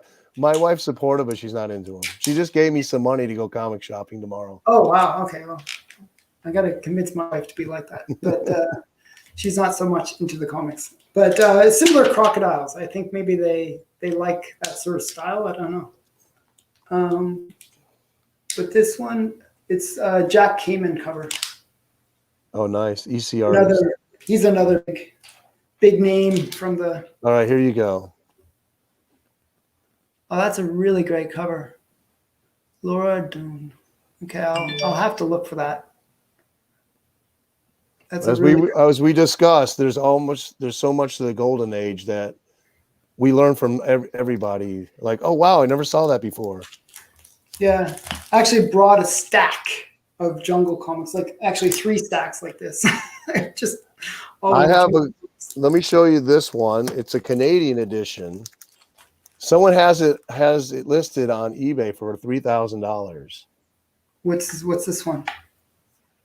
Oh, Jumbo Comics. What number? So it says number 3, but it's actually a reprint. Well, it's actually 123. Oh, okay. It says right there the Canadian edition. So I guess this one's pretty rare. I can't confirm it, but that's what I hear.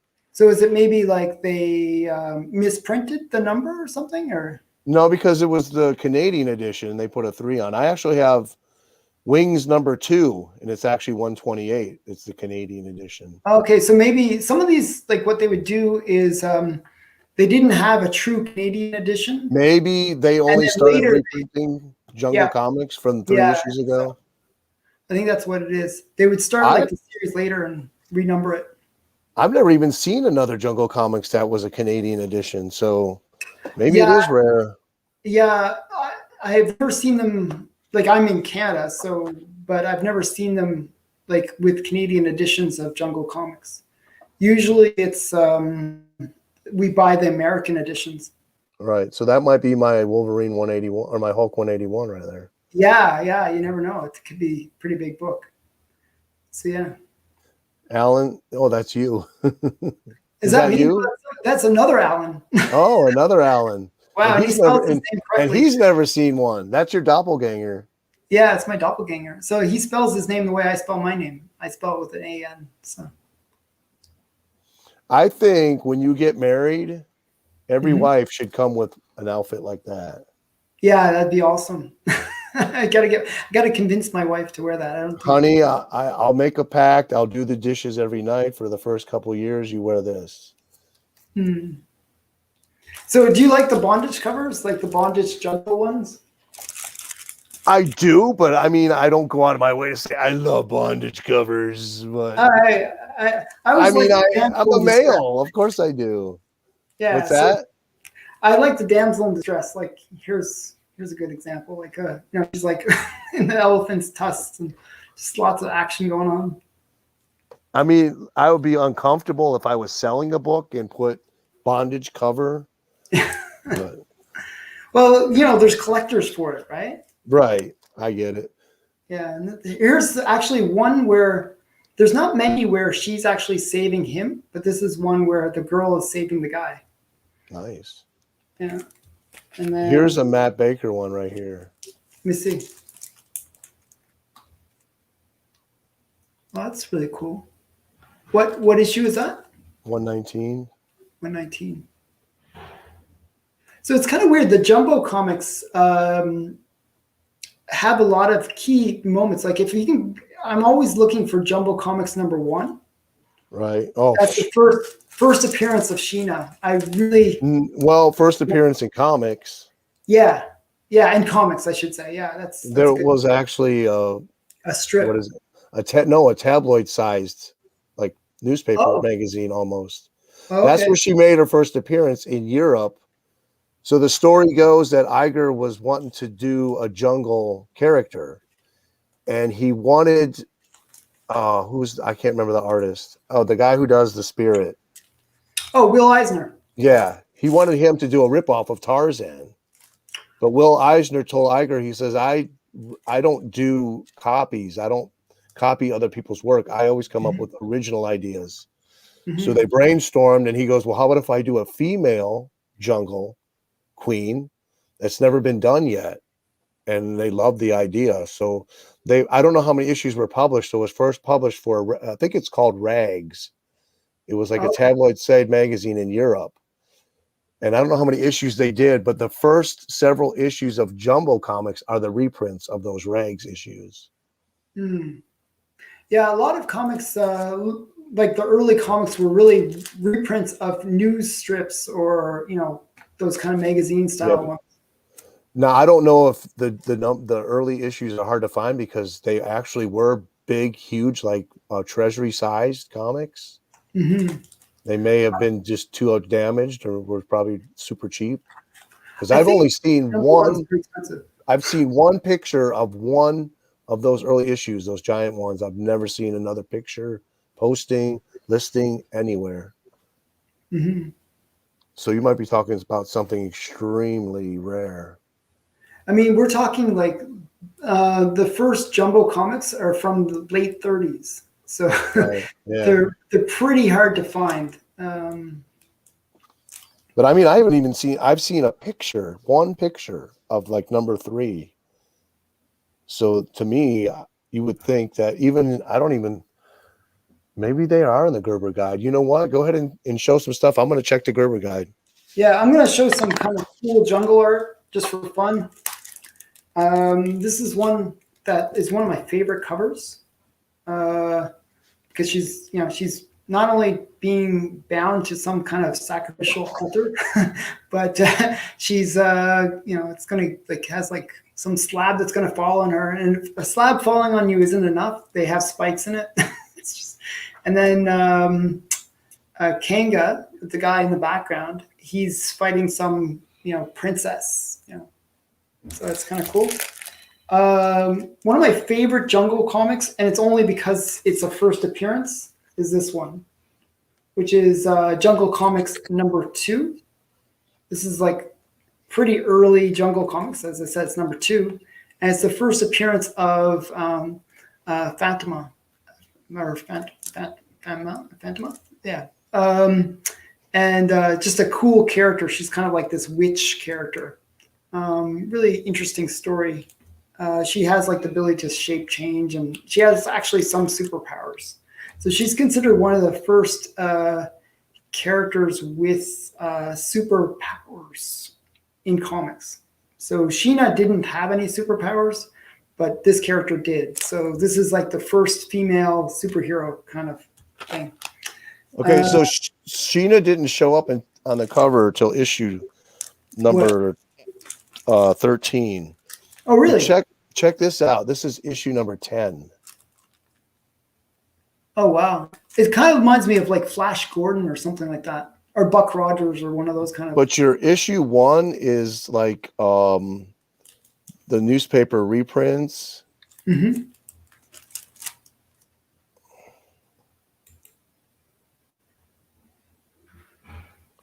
Bigger, better funnies. Bigger, better funnies. Yeah, I know. It's we were talking about this before. I told you that a lot of these comics they would start out with one thing, like being about funnies or cartoons, and then they would that became less popular. So then they got into the jungle stuff, that became popular. They would run it for a little while. Then superheroes would be popular, so they would do that for a little while. They would do whatever sold comics. They would pretty much do it. So this is the very first, for what I can understand, Sheena comic book cover ever. And that's Jumbo Comics 13, eh? Yeah. That's a cool one. So I'll bet you that now I'm baby's going to put that expensive. on my want list and hunt list. So That's got to be expensive. probably. Oh, dude. Number 16 is a superhero cover. Oh, really? Let me see. Check this out. Hold on.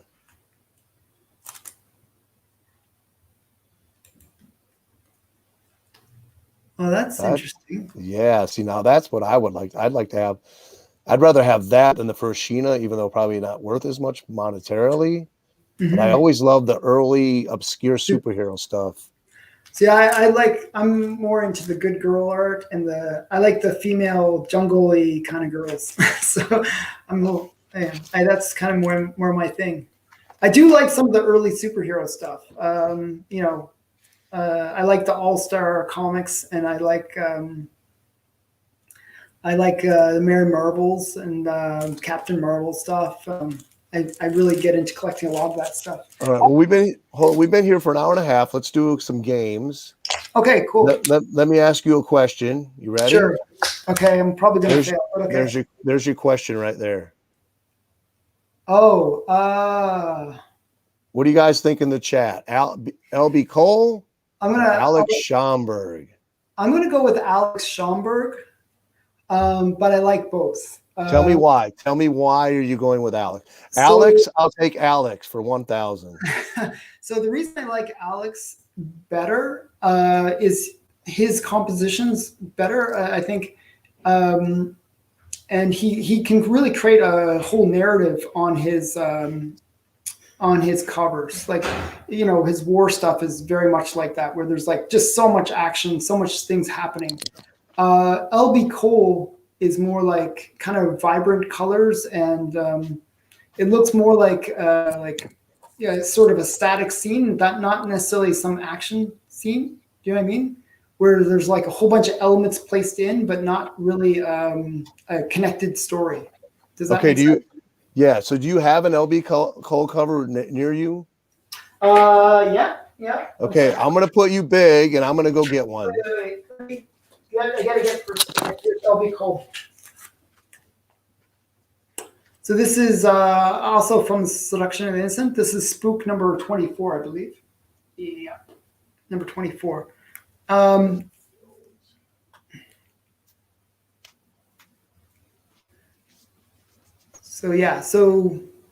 I can put my numbers on the back. Okay, you got Spook, Suspense, Mystery. Highlander Comics said it best. Cole is kind of like psychedelic before there was psychedelic.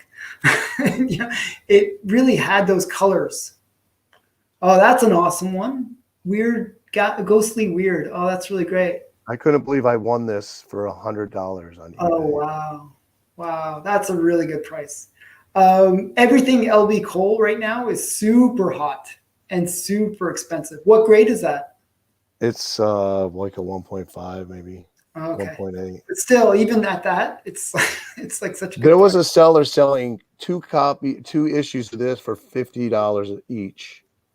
And these are like 6.5. Make yourself big so I can see you. These are 6.5s or 7.0s. That's an interesting one. I didn't know that he did the Outlaw stuff. Yeah, I think it's like a 7-issue run or something. It's reprinting Fox Comics, but of course that's what he did. Yeah, then he put original covers on it. Well, a lot of his stuff is reprints, like Tales of Terror, Terrifying Tales. Those are all reprints. And okay, so the Jungle ones too. Okay, ready for exciting comics number 55? Do you want me to pull that up? Yes. We got to do the Schomburg. Okay, Joe's changing his vote to Cole. Highlander says Cole. Oh no! Graphic Man says Schomburg. Fizz Pop says Schomburg because he did Catman. Oh, LB Dole did Catman. Okay. So we got mine's a low grade, but So is mine. Mine yeah. actually has no, it doesn't. But it's the first appearance of what? Does anyone in the chat know? We both know. Does anybody know who the first appearance is in this comic? Female character. Let's test out your Golden Age knowledge. Golden Age knowledge. A character that I really like, actually. Yeah, I love that cover behind you. I almost bought I'm that. going to show it. I brought it over so I can show it. Yeah, that is just one of my favorite Schomburg covers. Okay, anybody going to guess here before we tell you who? Oh, yeah, Fizz Pop got it. Yeah, that's right. Miss Mask for the win. Show it. So this is what Miss Mask looks like. Take it out of the bag if you could. You can get a better look at it. It's in the Marley bag, so it's not too bad. This is one that I drooled over. Hold on. Let me make her costume afterwards. So this is not even what her costume looked like later. It got even sexier before in the later. That's still a cool looking comic. I mean, yeah, it's just a really great cover. It's just, I love it. Yeah. And it's not even like revealing or busty or anything. It's just, it looks awesome. Yeah. The funny thing is her later Schomburg ones were much more sexy. Like this piece would be missing where it'd be basically like a crop top and like a mini skirt. What was that other title by Standard? It had all three characters in, and she's on. Yeah, so that was America's Best comics. Yeah.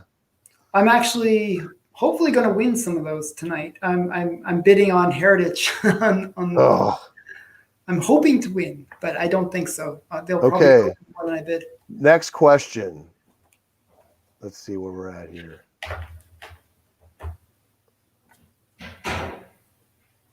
John Byrne or George Perez? Which one is your favorite over the other? And they're both great, but if you had to pick one, what would it be? So I have to choose John Byrne only because I like Hellboy. I choose it because I grew up on it. I grew up on his Fantastic Four. It was one of the first. I know, yeah, that's what most people would say. Bought. But I liked Hellboy. I don't know why. I'm a big Hellboy fan. So okay, Zombo says Byrne. Joe 4771 says Perez.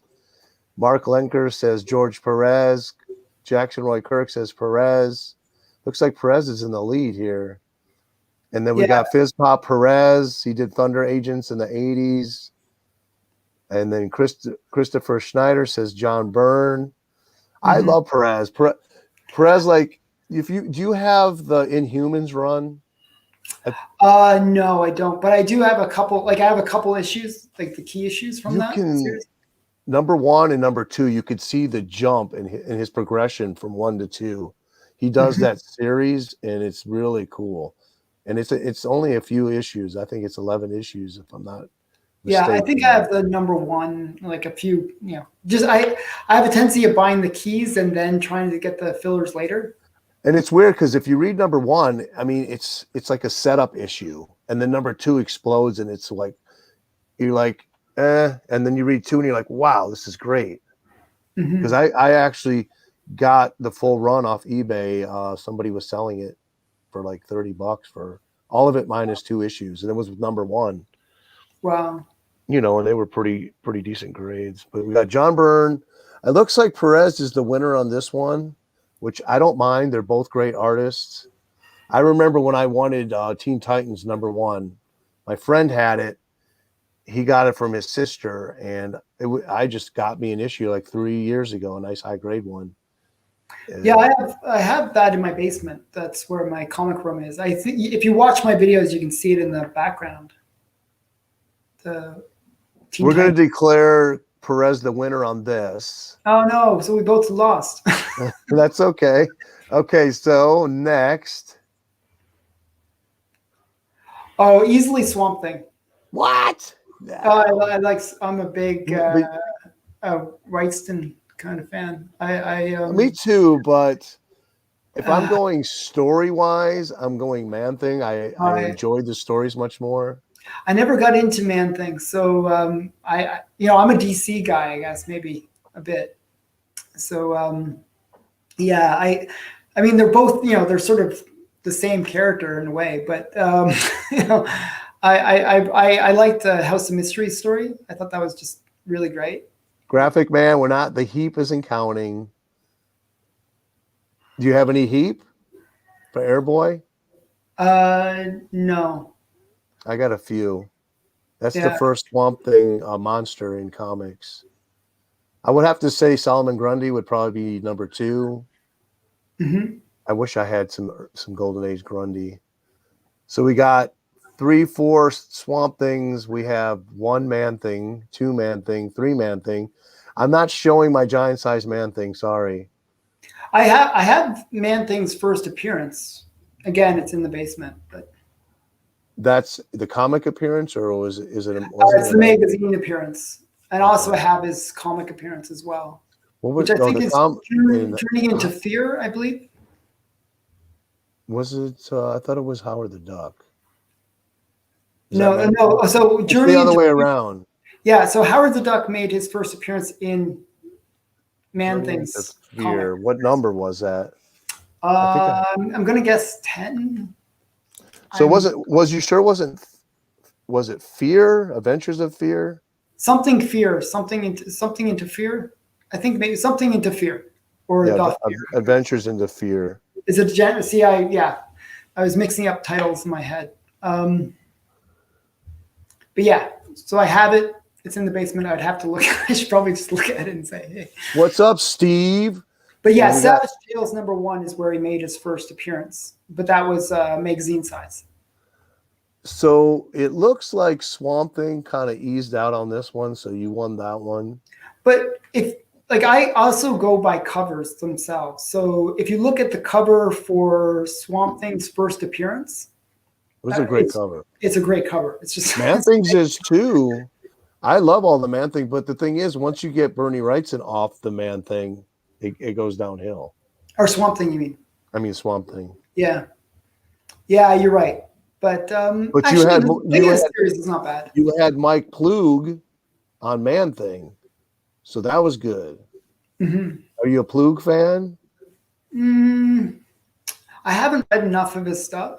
Read that series that much. He's an artist. Yeah, no. I know that, Okay, but I haven't read that series. Is my but point enough? you can get that pretty cheap. Like you probably get those like $10.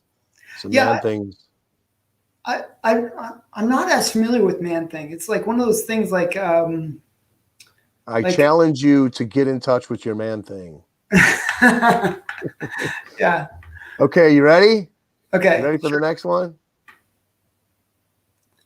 Oh, okay. So I'm gonna have to go with Donald Duck because I really liked Donald Duck as a kid. So my parents would always buy me Disney comics. So, but later on, I liked Daffy. So I love both of them. So I love them both. For me, Daffy had more of a third dimension to him than Donald.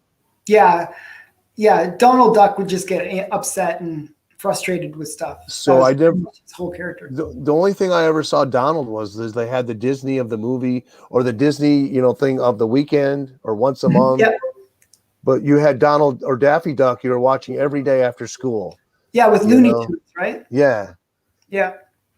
Yeah, actually, I believe it or not, I have both of their first appearances. I think I saw the Daffy one. You showed that recently. Yeah, I in one of my earlier videos, I show the Donald Duck one. It's actually a really cool comic. It's like this big size thing. It's like pretty massive, and it's got like this sort of like canvas cover. It's really interesting. So they actually aren't that expensive because of the fact that it was done with canvas cover, and they're pretty durable. So you can pick them up pretty affordably, considering it's from 1934. It's like, but you can pick them up for like $200-300. Okay, so Meyer makes a great point. Donald for comics, Daffy for cartoons. That's a good point. I could live with that. Yeah. I did buy a big Golden Golden Age / Silver Age collection from the flea market 2 years ago. 100 books for $20. The guy asked me, I said, how much? He goes, 30 for the box. I said, how about 20? He goes, oh, I can do that. And I got a lot of I was going through them the other day. I got a lot of the gold keys that had the same cover as the Dells. But I didn't realize till about a year later, as I looking through the gold keys, they actually have different stories. They're not the same comic as the Dell. Yeah, which I thought they were. Keys are pretty good, actually. And there's some really valuable issues for gold key. Like, it's one of those ones where if you can find a high grade one, they're money books. They're pretty expensive. Okay, so here we go. Next, this is the last one of these. Oh wow. Okay, that's easy for me. Wonder Woman. Yeah. I knew you'd pick that one. That's she's my character. Like my avatar on my YouTube channel is Wonder Woman. So, she's either my first favorite or second favorite female character, or even favorite character in general in comics. So it's a hard one for me. I love we're right around when Gene Colan started drawing Wonder Woman in the Bronze Age is when I started picking up, and I really love Colan's artwork. Mm-hmm. And then I was definitely reading Captain America when Byrne was on it, which is an amazing storyline there with Baron Blood. So for me, I can't pick. I have to say it's a tie. So let's see what the chat says here. We got Captain America, Wonder Woman, 2 caps, 3 caps. Oh, wow. 4 caps. We got 2 Wonder Womans to 4 caps so far. Yeah, I said somebody said that if Fizz Fop said that he didn't like what they did with the character. I totally agree. They kind of. Oh yeah, yeah. I think after a certain point, about maybe 10 years ago, anything that Marvel did, I don't consider it my continuity. Yeah. Because it's just I really don't like these gender bending and like political correct stuff. Or Louis the Fourth or Fifth makes a great point. Linda Carter is why he chose Wonder Woman. So the reason I started getting into Wonder Woman was from my childhood. I grew up with Linda Carter, right? I watched Wonder Woman as a kid. I loved that TV series. When she do her little twirl, and I just love that. I thought it was the greatest thing. Oh yeah! If you go back, watch my First Ladies of DC Comics, episode 1. Mm-hmm. I cover Wonder Woman and Catwoman. It's pretty good. Catwoman's another one of my favorite characters, actually. Oh yeah, I hated Egghead and I Ching in Wonder Woman. That was just the worst. I got those ones because they're so bad. Oh. I love comics when they're that bad in a way. They're just so funny. And the ridiculous outfit she was wearing too. Woo. But that series though is kind of funny because it's like the mod Wonder Woman stuff. It's like, oh, it's so funny. Jesse, we're forgetting her on purpose. The Kathy Crosby Wonder Woman movie, TV movie. I didn't even see that, so I don't. I think it's on YouTube. She had almost like a full body suit. It's pretty cheesy. It is really cheesy. Look for that now. Okay, so guys, I have a blackout cover contest. So you ready to play this? You think you're ready for this, Alan? Hopefully I don't show my ignorance too much. Okay, so Marvel. Let me take this banner off. Okay, in the chat, can you guess what the comic is? I know. If you got it, don't say nothing yet. Let's see who gets it. Who gets this in the chat first? Let's see. I know this cover because I lost this comic. They lost it in the mail. I tried to get it. I'm so sad about it. Okay, we haven't. Anyone know what this is? What issue? Do you know the issue number offhand? Me? Yeah. That's like if you know what it is. I don't know the issue number, but I know. Okay. Steve from I Love Disney's was the first to get. He said Avengers. Yep, Then that's Greymine says Hawkman shooting Ant-Man. Jesse right. says it's issue number. You got it, Eric. 223. 223. Yeah, I was trying to remember the issue number, but man, I was so sad because it's such a cool cover.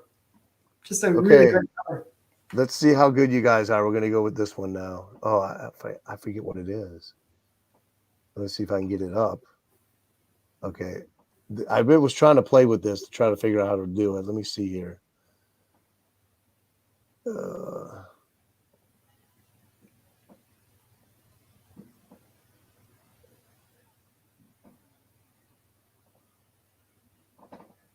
Yeah, here we go. Oh, come on, man.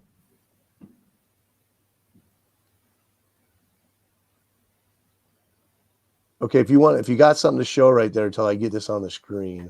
Okay, I'll show you some patriotic stuff since it is July 4th, right? Yep. So this is my Captain Marvel Adventures number 26. This is the first appearance of Mr. Mind. So oh, nice. Oh, it's a really great cover, though. I wish mine wasn't so faded, but oh, that's a great one too. That's sort of like a wartime one. Isn't this a cameo or something of Mr. Mind? So what happened is Mr. Mind was like, I don't know how many issues it was, like maybe 20 issues, where it was from 22 to like 40 something, where it was like sort of a serial series, where he kind of was creating this society of evil, and all with the goal to get rid of Captain Marvel. So that probably is from that series. Okay, here we go. Oh, here we go. Hold on. I know this one too. You got it already? Yep. Okay, let's see who in the chats gets this one first. Dang, I didn't make this hard enough for you. Well, I know my comic covers. You know the issue number? Trying to think. I'm gonna. Don't say it. Joe got it right. Joe 47771. Yeah, got it right. Let's see if I'm right about the number. Can I just guess? Yeah, it's the first Falcon. I think it's 108. Is it 115? That's what people are saying here? I don't think that's right. I think it's 117. Fizz Pop got it right. 117. It's 117. I have the covers to reveal, but this is convoluted to try to get this to work. I should really know the number. I should know the issue. I have it. If I show the actual cover, I have it in a file that has all the other answers. So let's go with the next one.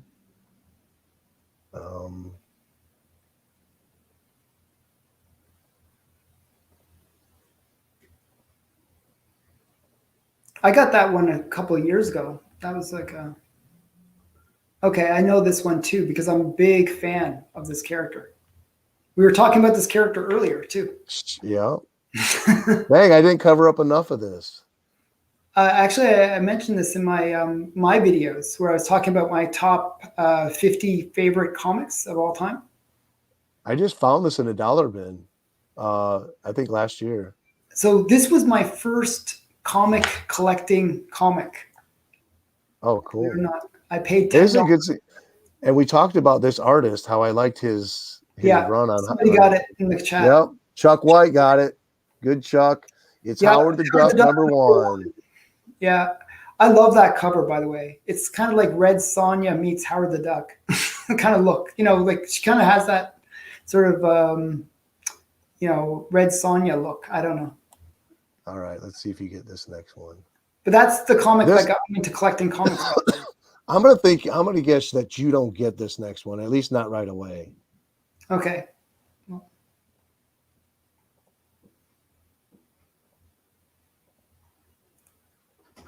I think I know this one. Don't say it. Yeah. Let's see. I do know this one. Dang, I can't stump you. Stupid comic shouldn't count.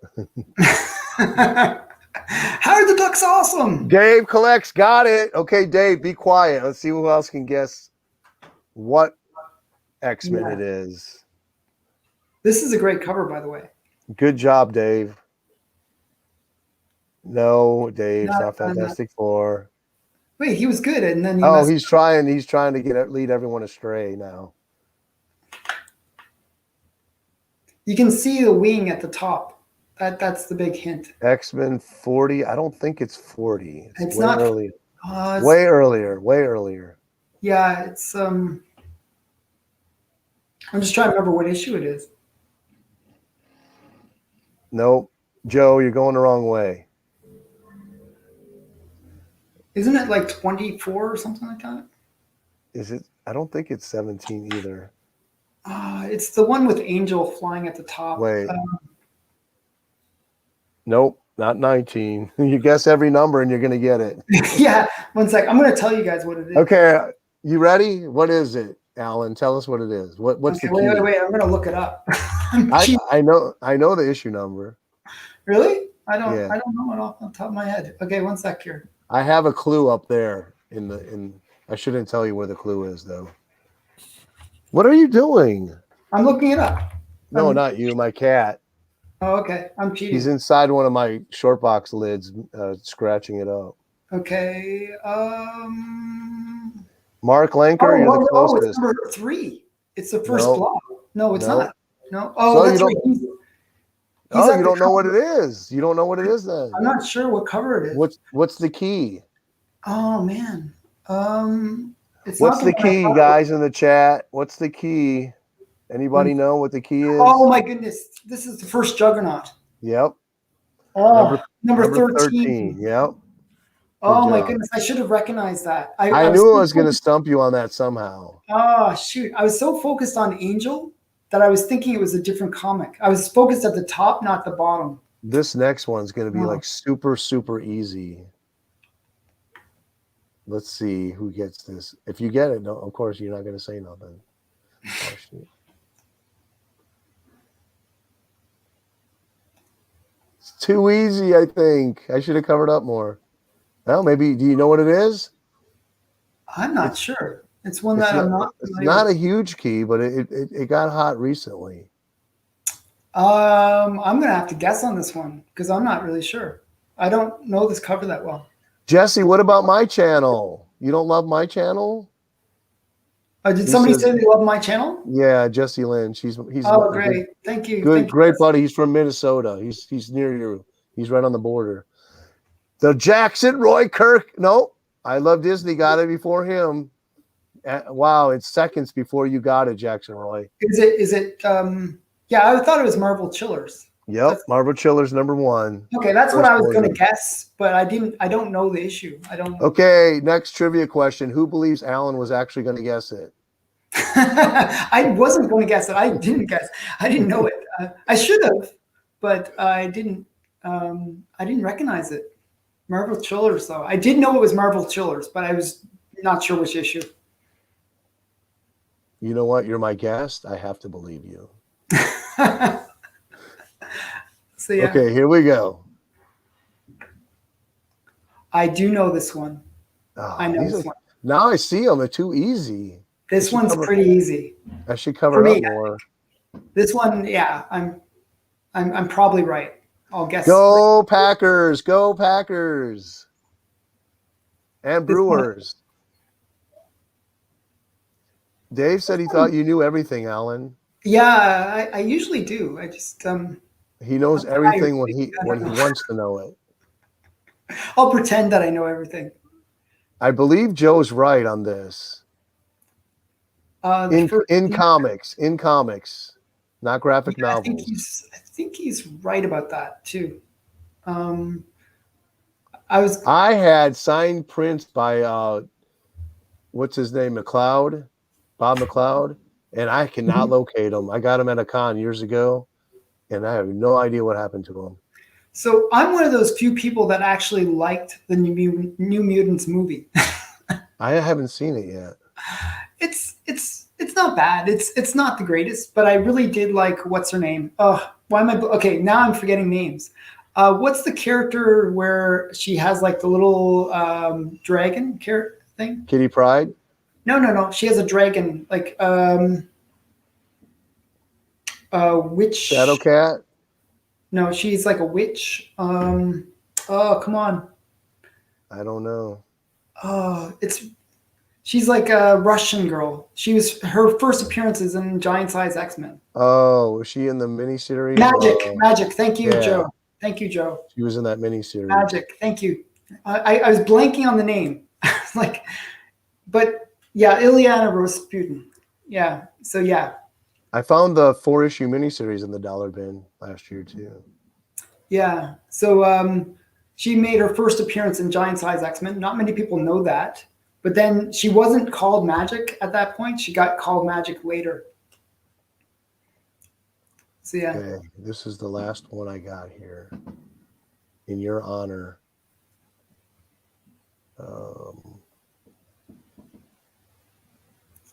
Okay. Ooh, is this hard for you? No, because I'm a big fan of this. I'm trying to win this one, by the way. Let's see if the chat can get this. If I ever get the money, I will buy one of these.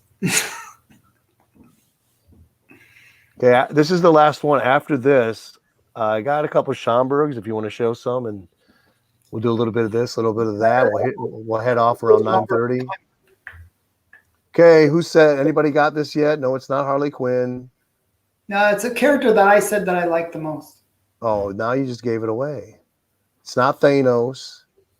Joe, you're not winning this one. Sorry. Thanos. No, Steve, it's not a Batman book.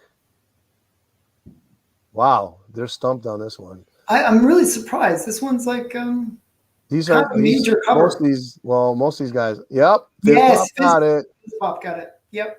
Sensation. So I'm actually number trying one. to win this one. I'm trying to win this one. There's an auction that's ending tomorrow where I'm going to try to win. So nobody bid on it, please, because I'm trying to win it. Better yet, when we go to bed tonight, let's say a prayer for Alan that he wins it. Well, hopefully I'll win this one. It's my last major key for Wonder Woman that I'm trying to get. Well, Alan, do you have any Schomburg near you? Yeah, I got a couple that I can grab right behind me. They're both amazing covers. So. Oh, from Amazing Comics? No, not Amazing Comics, but oh wow, that's another one I'm trying to win. Wonder Comics. The one I'm trying to win is number 15. I really love that cover. Number 15. But this is a great one. Exciting Comics 66. It's kind of I have an Exciting Comics here by Schomburg. So I just like his good girl art. So and then I have this one. It's a really great one too. She's like battling the snake and stuff. I just love that. Nice. I like these airbrushed ones. That's kind of what he's known for, right? And I just won an auction for a Schomburg as well. Isn't that from Panthera? Isn't that from the Thundercats? Yeah, right. So yeah. Oh yeah, Startling Comics. So isn't that that reminds me of that Brenda Starr cover. Yeah, it is kind of like that, isn't it? It's probably the same scene, and they broke in from the other side. Yeah. All right, let's see what's the series called? Yank something? Now you told me. Fighting Yank. Fighting Yank, yeah. Had you showed all those Schomburgs, we would have convinced the chat. That's all my Schomburgs. I don't have like that many up here. I'd have to go downstairs to get all my Schomburgs. Luckily I have another one. Yeah, the Startling comics are pretty awesome. Look at the fluidness of the limbs on Fighting Yank. I know, it's kind of awesome. Any of the Alex, the comic hoarder, I guess he was telling he was going on about how he likes any comic where they're punching Nazis. That's Doctor Strange right there, believe it or not, in his youth. Oh, really? Maybe that was his grandson. Well, it says Doc Strange right here. That's really cool. He's a combination of Doc Savage and Doctor Strange. Yeah. Oh, that's really cool. These World War II ones are really great. It's like every publisher after Simon and Kirby came up with Boy Commandos came up with their own kid military team. Well, the one that I have that it's in the mail. I'm really looking forward to getting is Young Allies. Oh, I have nice. Schomburg's last war propaganda comic, and it is the most brilliant comic ever in terms of Schomburg art. It's like there's like a group of Japanese guys, and they're all like huddled under this cave, and they're like throwing flamethrowers at them, dropping bombs on them. It's just a crazy cover from Young Allies. This is for the American boy, so you can't read it. Oh, okay. Like, sorry, yeah. As a Canadian, I can't read that one. And I have one more Schomburg. Oh yeah, with Terror, Black Terror. And what was his sidekick, Blackie or Kid Black or Yeah, something like that. what do you have there? You got to have some more candy to show us. Oh, I got a ton of jungle comics related stuff. Show away. So yeah, I'll just get another stack here of comics. What do you think of this one? I just wanted to have this. It's a Canadian comic too, or Canadian edition. Yeah, They're kidnapping the girl. Oh wow, the leather. She looks Asian or something. Yeah, it's kind of weird. This is a tough book to find. It's by Toby Press, so it's not but it's a very tough. This issue from that run is really tough. So I'll show you some jungle comics. This is a great one. Now you put all your Golden Age in Mylar? These aren't in Mylar, actually. They're just regular bags. But do you? Oh, I think I have that one. This is a really great one. I love these action kind of style ones where damsel in distress action situation. Mm-hmm. That's a full-on bondage cover. Yeah. Oh, another one too. The guys go nuts for those when they're selling. I'm trying to actually collect all the bondage covers from Jungle Comics. So what I've been able to assess is that owning a bondage cover among your buddies actually gives you prestige. maybe. Because that's the ones that really go up in price on auction. Oh yeah. They're definitely sought after. Kid Terror. Fizz Pop, he knows his stuff when it comes to Golden Age. These are all kind of cool ones. Are you sub to Fizz Pop 1? No, I'll sub them up after this. You better check him out. He does documentaries on lost heroes of the Golden Age. Really good stuff. I'm actually doing a series too. I'll be doing one about Miss Mask and a bunch of the ones. But this guy does some heavy editing. It looks very okay. Well, no, but I mean, I'm the other way around. I don't do much. That's what I like your channel because you show the books, but he does like the documentary type thing. Yeah. I should do more editing, but I just don't have the time that most people have. I just wish I envy people that don't have to do the editing. Yeah, but you're a great editor, so you should. That's the problem. Yeah. And then once you get good at something, you can't half-ass it anymore. It's a little rough, but it don't matter. I think I'm missing that corner from my Pioneer West romance. That's the problem with a lot of these Golden Age ones. They get the chips, right? But that's because they're well loved. But I do actually have something that is kind of cool. I'm going to just quickly grab it. It's right behind me. So. I'm sure that it's probably beyond kind of cool, and it's really cool. I'm going to show you a couple. This is one that should be in the Seduction of Innocence, but it isn't. It's one of the craziest comic covers ever. And you'll probably like it because it's the Crime Doesn't Pay stuff. Oh, yeah. This is the one where he's like offering the little girl ice Oh, cream. wow. Isn't that awesome? Isn't that crazy? That is cool. This is just a really great cover. Okay, so more jungle ones. This is like one that I really like. This is like my high grade one. Oh, nice. There's the one where she's in that one contraption. I think you have it. You talked about it. Yeah, I showed it earlier. It has the spikes coming down. Yeah, I love that cover. That's one of not only that, not only does the contraption cool, but it has the witch doctor. Isn't that the witch doctor in the background? Yep. Witch doctor, and she's fighting Kanga. And But, it's the weirdest thing too. Anytime you have like a curved blade like that, it looks much cooler. yeah, it's always cool. Like a I love this guillotine. one. This Nice is fight, Tiger Girl. Yeah, this is a really great one. I mean, she's just in really a bad situation. Just I wonder if at one point there was like a good girl, jungle girl comic or convention where they all got together. and said One, what things I should be don't- in. yeah. What outfits are you wearing on the next cover? Yeah, one sec here. I'm gonna try Here, to find one that you mentioned. let me show you this one. Oh, I love fire hair. Like And I brought my, she's not wearing a green dress either. well, that's weird. Yeah, usually she's wearing a green dress, like sort of It's a. funny how they changed the title on this 3 different times. I know it's like they never could figure out what the title. I like that title though. Pioneer West Romances just sounds so odd that it's so It's different. kind of a weird one. I'm not sure if I showed these ones. These are all great covers too. I always like, for some reason, I like when like these like crocodiles are just about to snap. Like I don't know. I like when you can see the mouth of the crocodile. Oh, nice. Yep, that's another one that people go gaga for. Yeah. There's one that I tried to win where it's like a hippo doing that. It's like this big hippo.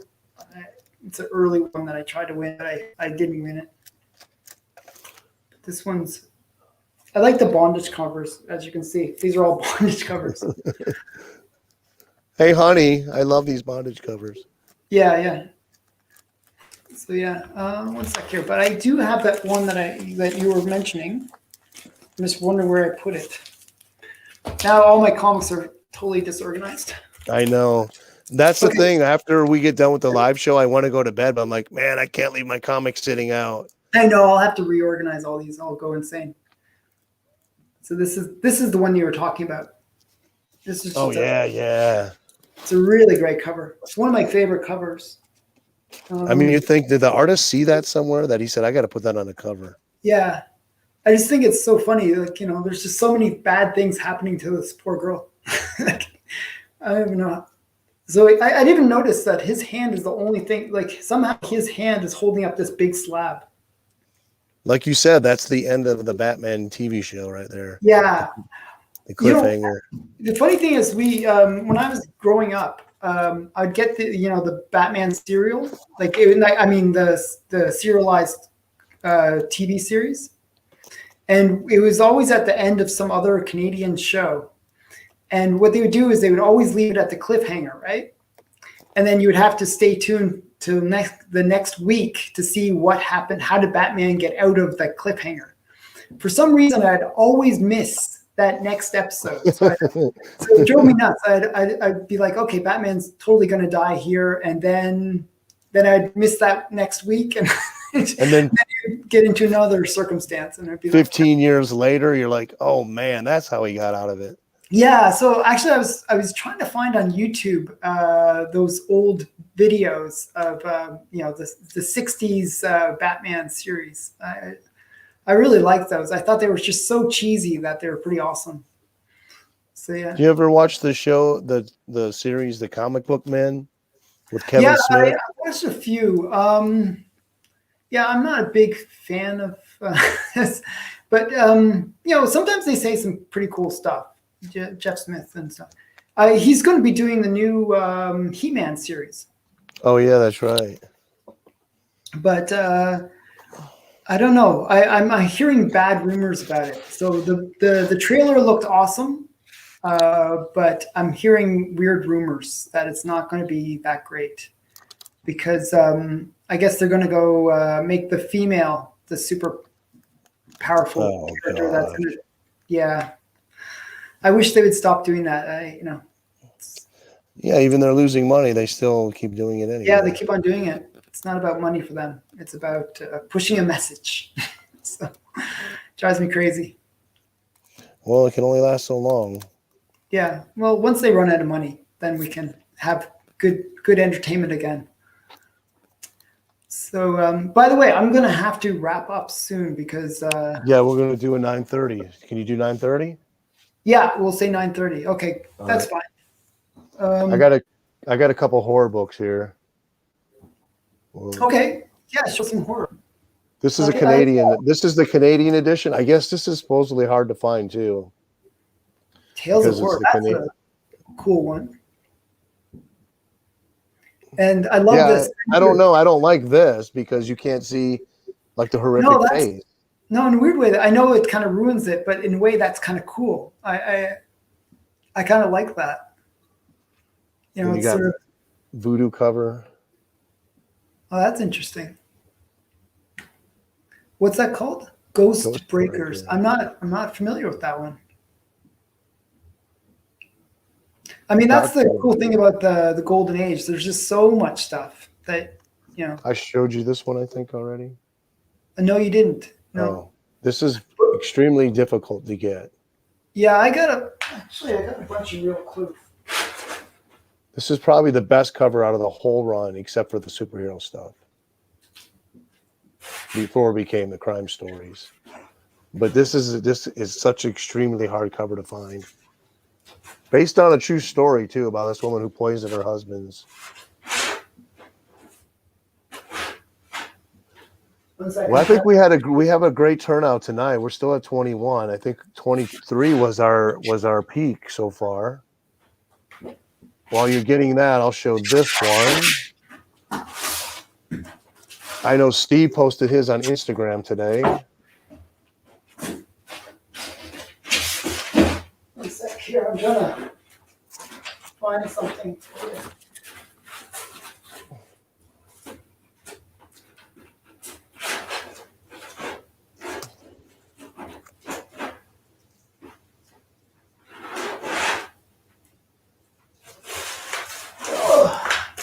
I'll just grab the whole lot. Oh, by the way, that's a great one. My only Hitler cover. I just won it for $60. Yeah, that's a really good deal. Yeah, I know. It's like a Anytime $200 there's a book. cover, it goes through the roof. We were talking about LB Cole before. Oh yeah, nice. Really rare comic. Killer's #1. I've seen, since I've been collecting in the last, I've seen about 3 or 4 for sale in the last 5 or 6 years. Yeah. This one is also from the Seduction of the Innocent. I believe it's Injury to Eye or something like that. Oh, wow. Boy, tripped on his toe and you put it in the book. Yeah. Okay. So I'm going to quickly flip through because I'm trying to find a special one that everyone will know. This is Wanted. Right. These are all from the Seduction of the Innocent. I'll just flip through them really quick. It's another Wanted. And Public Enemies. Some of these are pretty cheap, actually. You can get these like for $20 or $30. Some of them. And then there's this one. This one I thought was I kind of like this cover for some reason.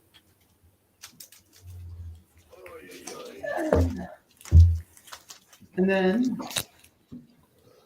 Cool. That's in there? Yep. These are all from the Seduction of the Innocent. And this is the real clue that's from the Seduction of the Innocent. Huh. I guess I'll have to get that one. But why is that in there? Good question. I have no idea. Because it could be in any issue he could probably picked out of that series. Yeah. 1 sec here. I'm not sure. I forget the reasoning behind it. And not many people know that this is in the Seduction of the Innocent. It's kind of one of those ones that they determined later was in the Seduction of the Innocent. Even CGC doesn't know that this is in the Seduction of the Innocent, but it is. I would have to look up my other notes. I have like a whole bunch of notes that I've created on Seduction of the Innocent, but I'd have to look it up. And then there's another real clue that was in there as well. This one you can get for about $10. It's really inexpensive. Yeah. If you want to start off collecting Golden Age, I recommend that a series. Yeah. Pretty inexpensive. This one was for children to attack other children due to a story about a mother who orders and supervises the beating of slow-paying customers. So sort of like that was the reason. I'm just reading it off the thing I have here. Let me remember that one I showed you with the guy throwing the axe in the river. Yeah. There's a letter in there by a young boy who writes into the editor. And he says, I enjoy your comics because after reading them, it keeps me out of trouble so my dad doesn't beat me anymore or something like I that. know. Yeah, there was a bunch of kids that actually wrote in after that whole mock trial thing, that basically were saying, "Hey, look, comics have helped us become better people," and they just ignored the children. Nobody cared what kids said. So I yeah, have an issue of Top Secrets, but not that one. this is another one of these, classic. Because of the incorrect history. Yeah, I guess there's a it's one of those things where it's supposed to be Joan of Arc, but it's like they have like a guillotine or something like that in it, so it's like not historically accurate. And this is like fugitives of Oh, justice. I like that title. I like the trade dress on it. Yeah, this one's actually a really good grade one. Again, not a very expensive comic. And these ones are another Jungle Girl kind of related one. Uh,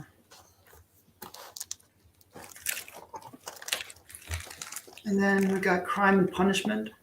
This one's actually in for a very funny reason. There's a police chief that basically said that these books were helping to fight crime. Helping encourage people to do the right thing and not be criminals and stuff like that. So Wortham hated this book because it Yeah, didn't that post a went against his wanted narrative. whatever was on the FBI list, they put on the picture of the cover of the book? Yeah, I mean, it went against his narrative. That's why he was against that book. So that's why that was mentioned in the selection. Oh, And then nice. this one's a really great one. Ajax. Anytime, if you're ever like a new to collecting Golden Age comics, always try to find a skull. If you can find a skull on a cover, that's a good way to know that it's going to be a hot book. That's skull covers go for a lot of money. This one's a really good one too. Chamber of Chills. There's so much going on in this one. There's like the woman in bondage in the background and skeletons and just so much going on. And this is oh yeah, Kid Eternity, nice skull one. That's what I'm talking about. I have Kid Eternity #1 in my basement. I have #3. Yeah. But those covers aren't very dynamic. No, not really. It's kind of a boring. It actually, I was surprised how cheap I got it for. I think I paid $100, and it's a fairly high grade #1. Not a lot of people go after those. Yeah, it's kind of weird. So I was like, oh, for $100, why not? It's all slabbed and everything. This is another one that was in the Seduction of Innocent for a really weird reason. There was a magic trick in it where the guy's head is levitating and severed, basically. So this is a kind of a cool one. So if you collect Captain Marvel, this is one to look for. It's 101. It's a really rare. Like not many people know that this is in the Seduction of Innocent, but it's one that you can pick up for $50. Like that's how much I paid. So just Our graphic man, what about my books? They're not good looking. And another one that people will know. This is Oh yeah. This is like it's really great. Yeah, these ones are great. Like like I actually have I'm just trying to find it. Hey, I'm going to show a Matt Baker while you're. You show Matt Baker.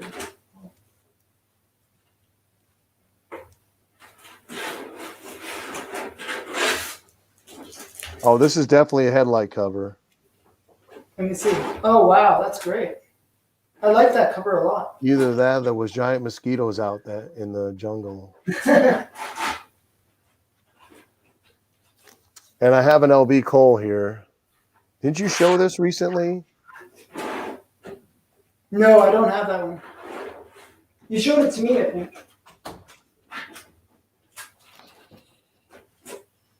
Keep the camera on. Shut up, graphic man. Get out of here.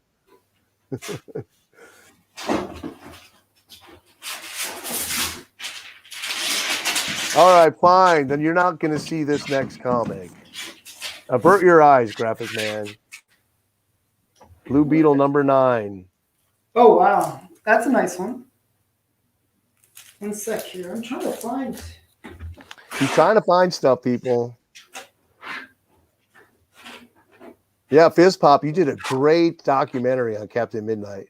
I actually was looking for the decoder after I watched your video.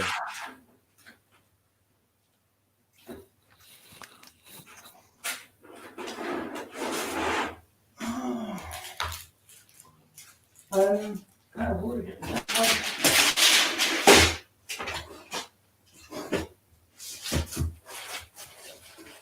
Huh.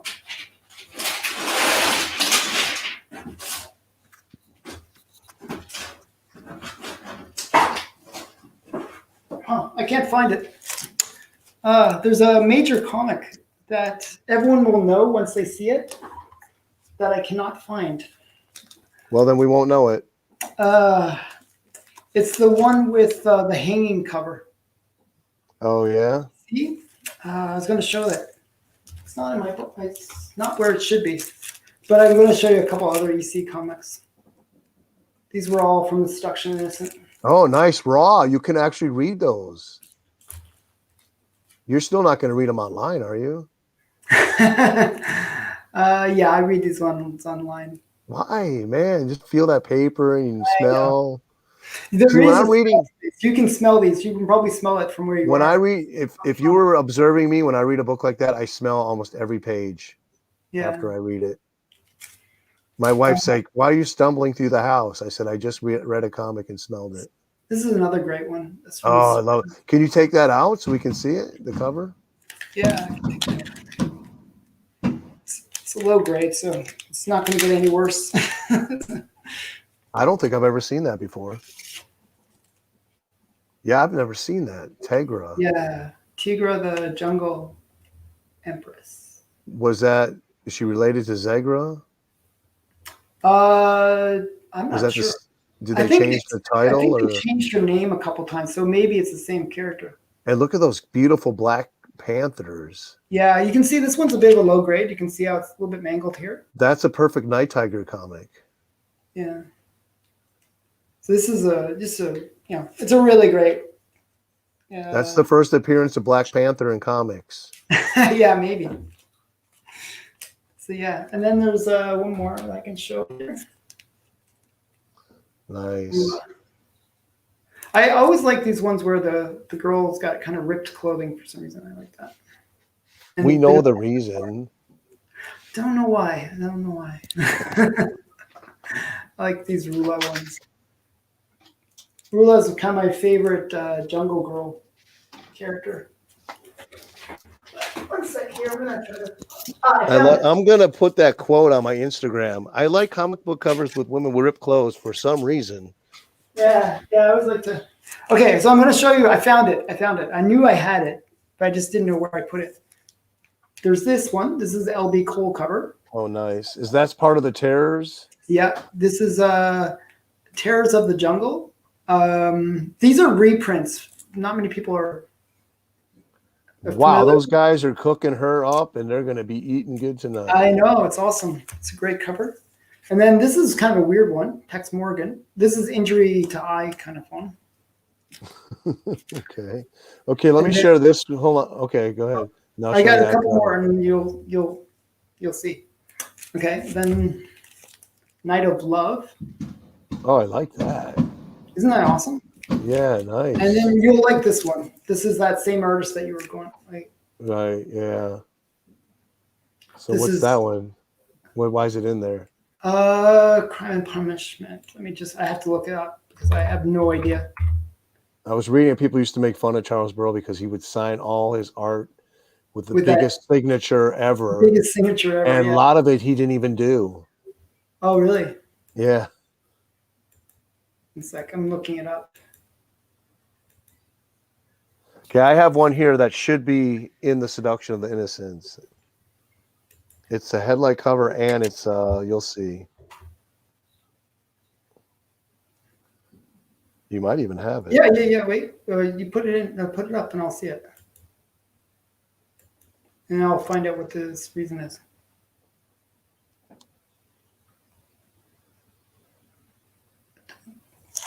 Quit worrying. Something. Look at the bird. Oh wow, I've seen that cover before. Yeah, I remember that. It's not in the Seduction of the Innocent, but it probably should be. It's kind of like going, yeah, that's interesting.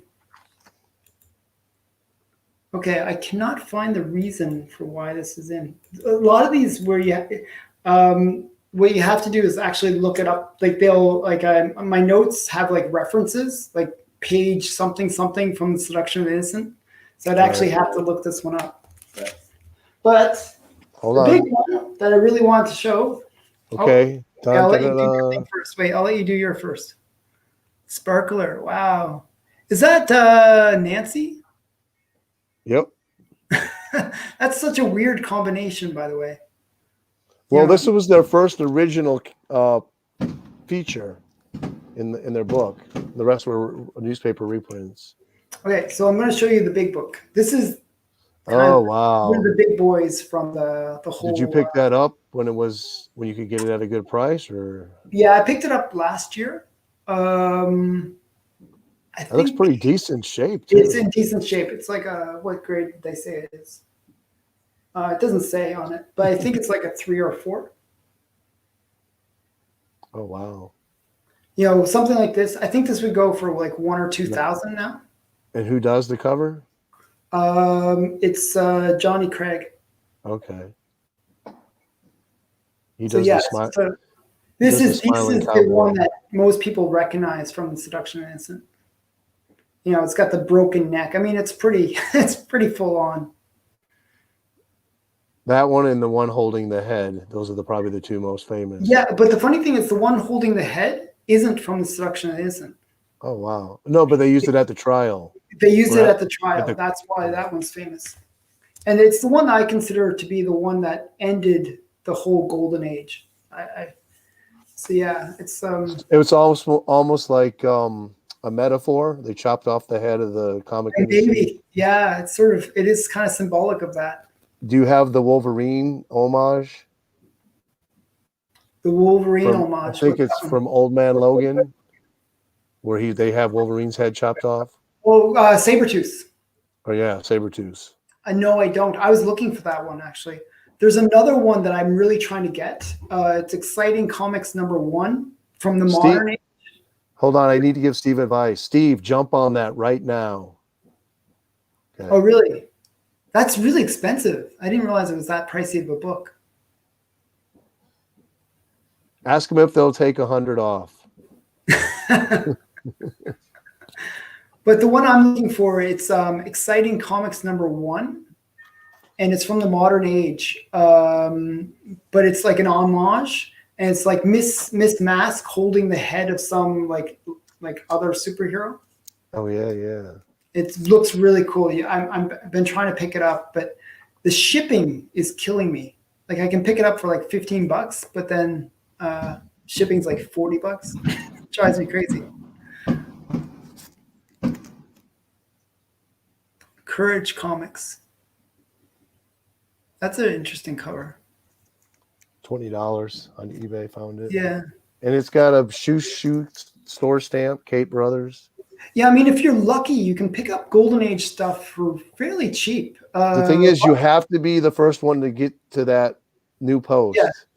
Or sometimes people like what I've had happen a few times now is people will list it, but they list it incorrectly. Right. Oh, that's a great one, Master Comics. Yeah.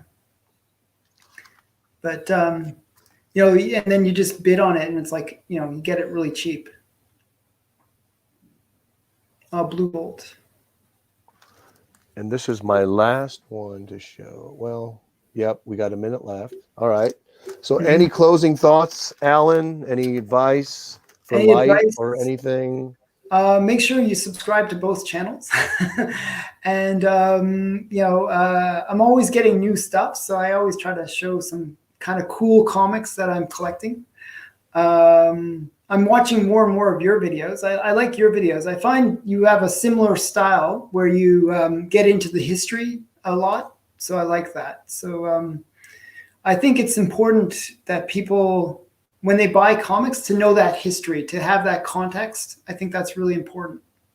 So if you haven't started collecting the golden age, start collecting it, because it gives you that context that carries through into the modern age. And I think it's really important that people really embrace the golden age. There's so much great stuff from the golden age. I agree. And I think he gets more appreciation for the silver, bronze, and the modern age. Yeah. So it gives you that historical context. So yeah. Well, I appreciate you. Thanks for suggesting Yeah. collaboration. And if you ever want to do this again, I'm all for it. You come onto my channel though, I'm ready. Just we'll work it out. You got my number now, and I think this was a great show. I had a lot of fun. Yeah, it's always fun going through the comics and showing a lot of cool things. And if you guys haven't seen, he just posted a video, first appearance of Bart Simpson in comics. I never knew that. It's pretty cool.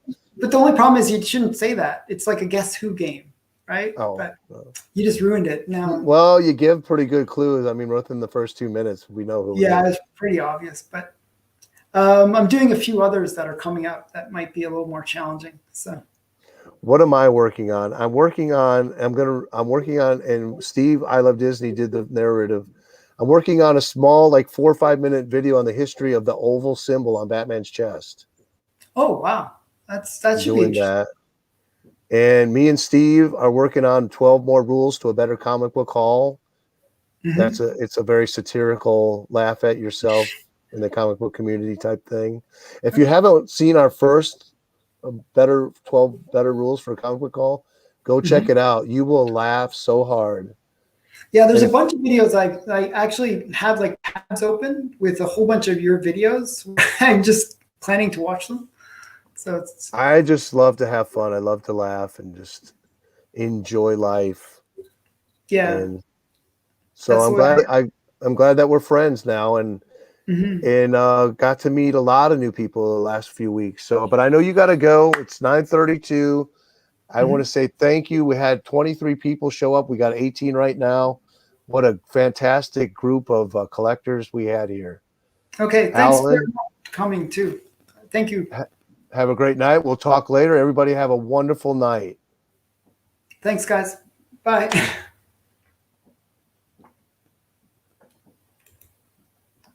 And I'll click you out and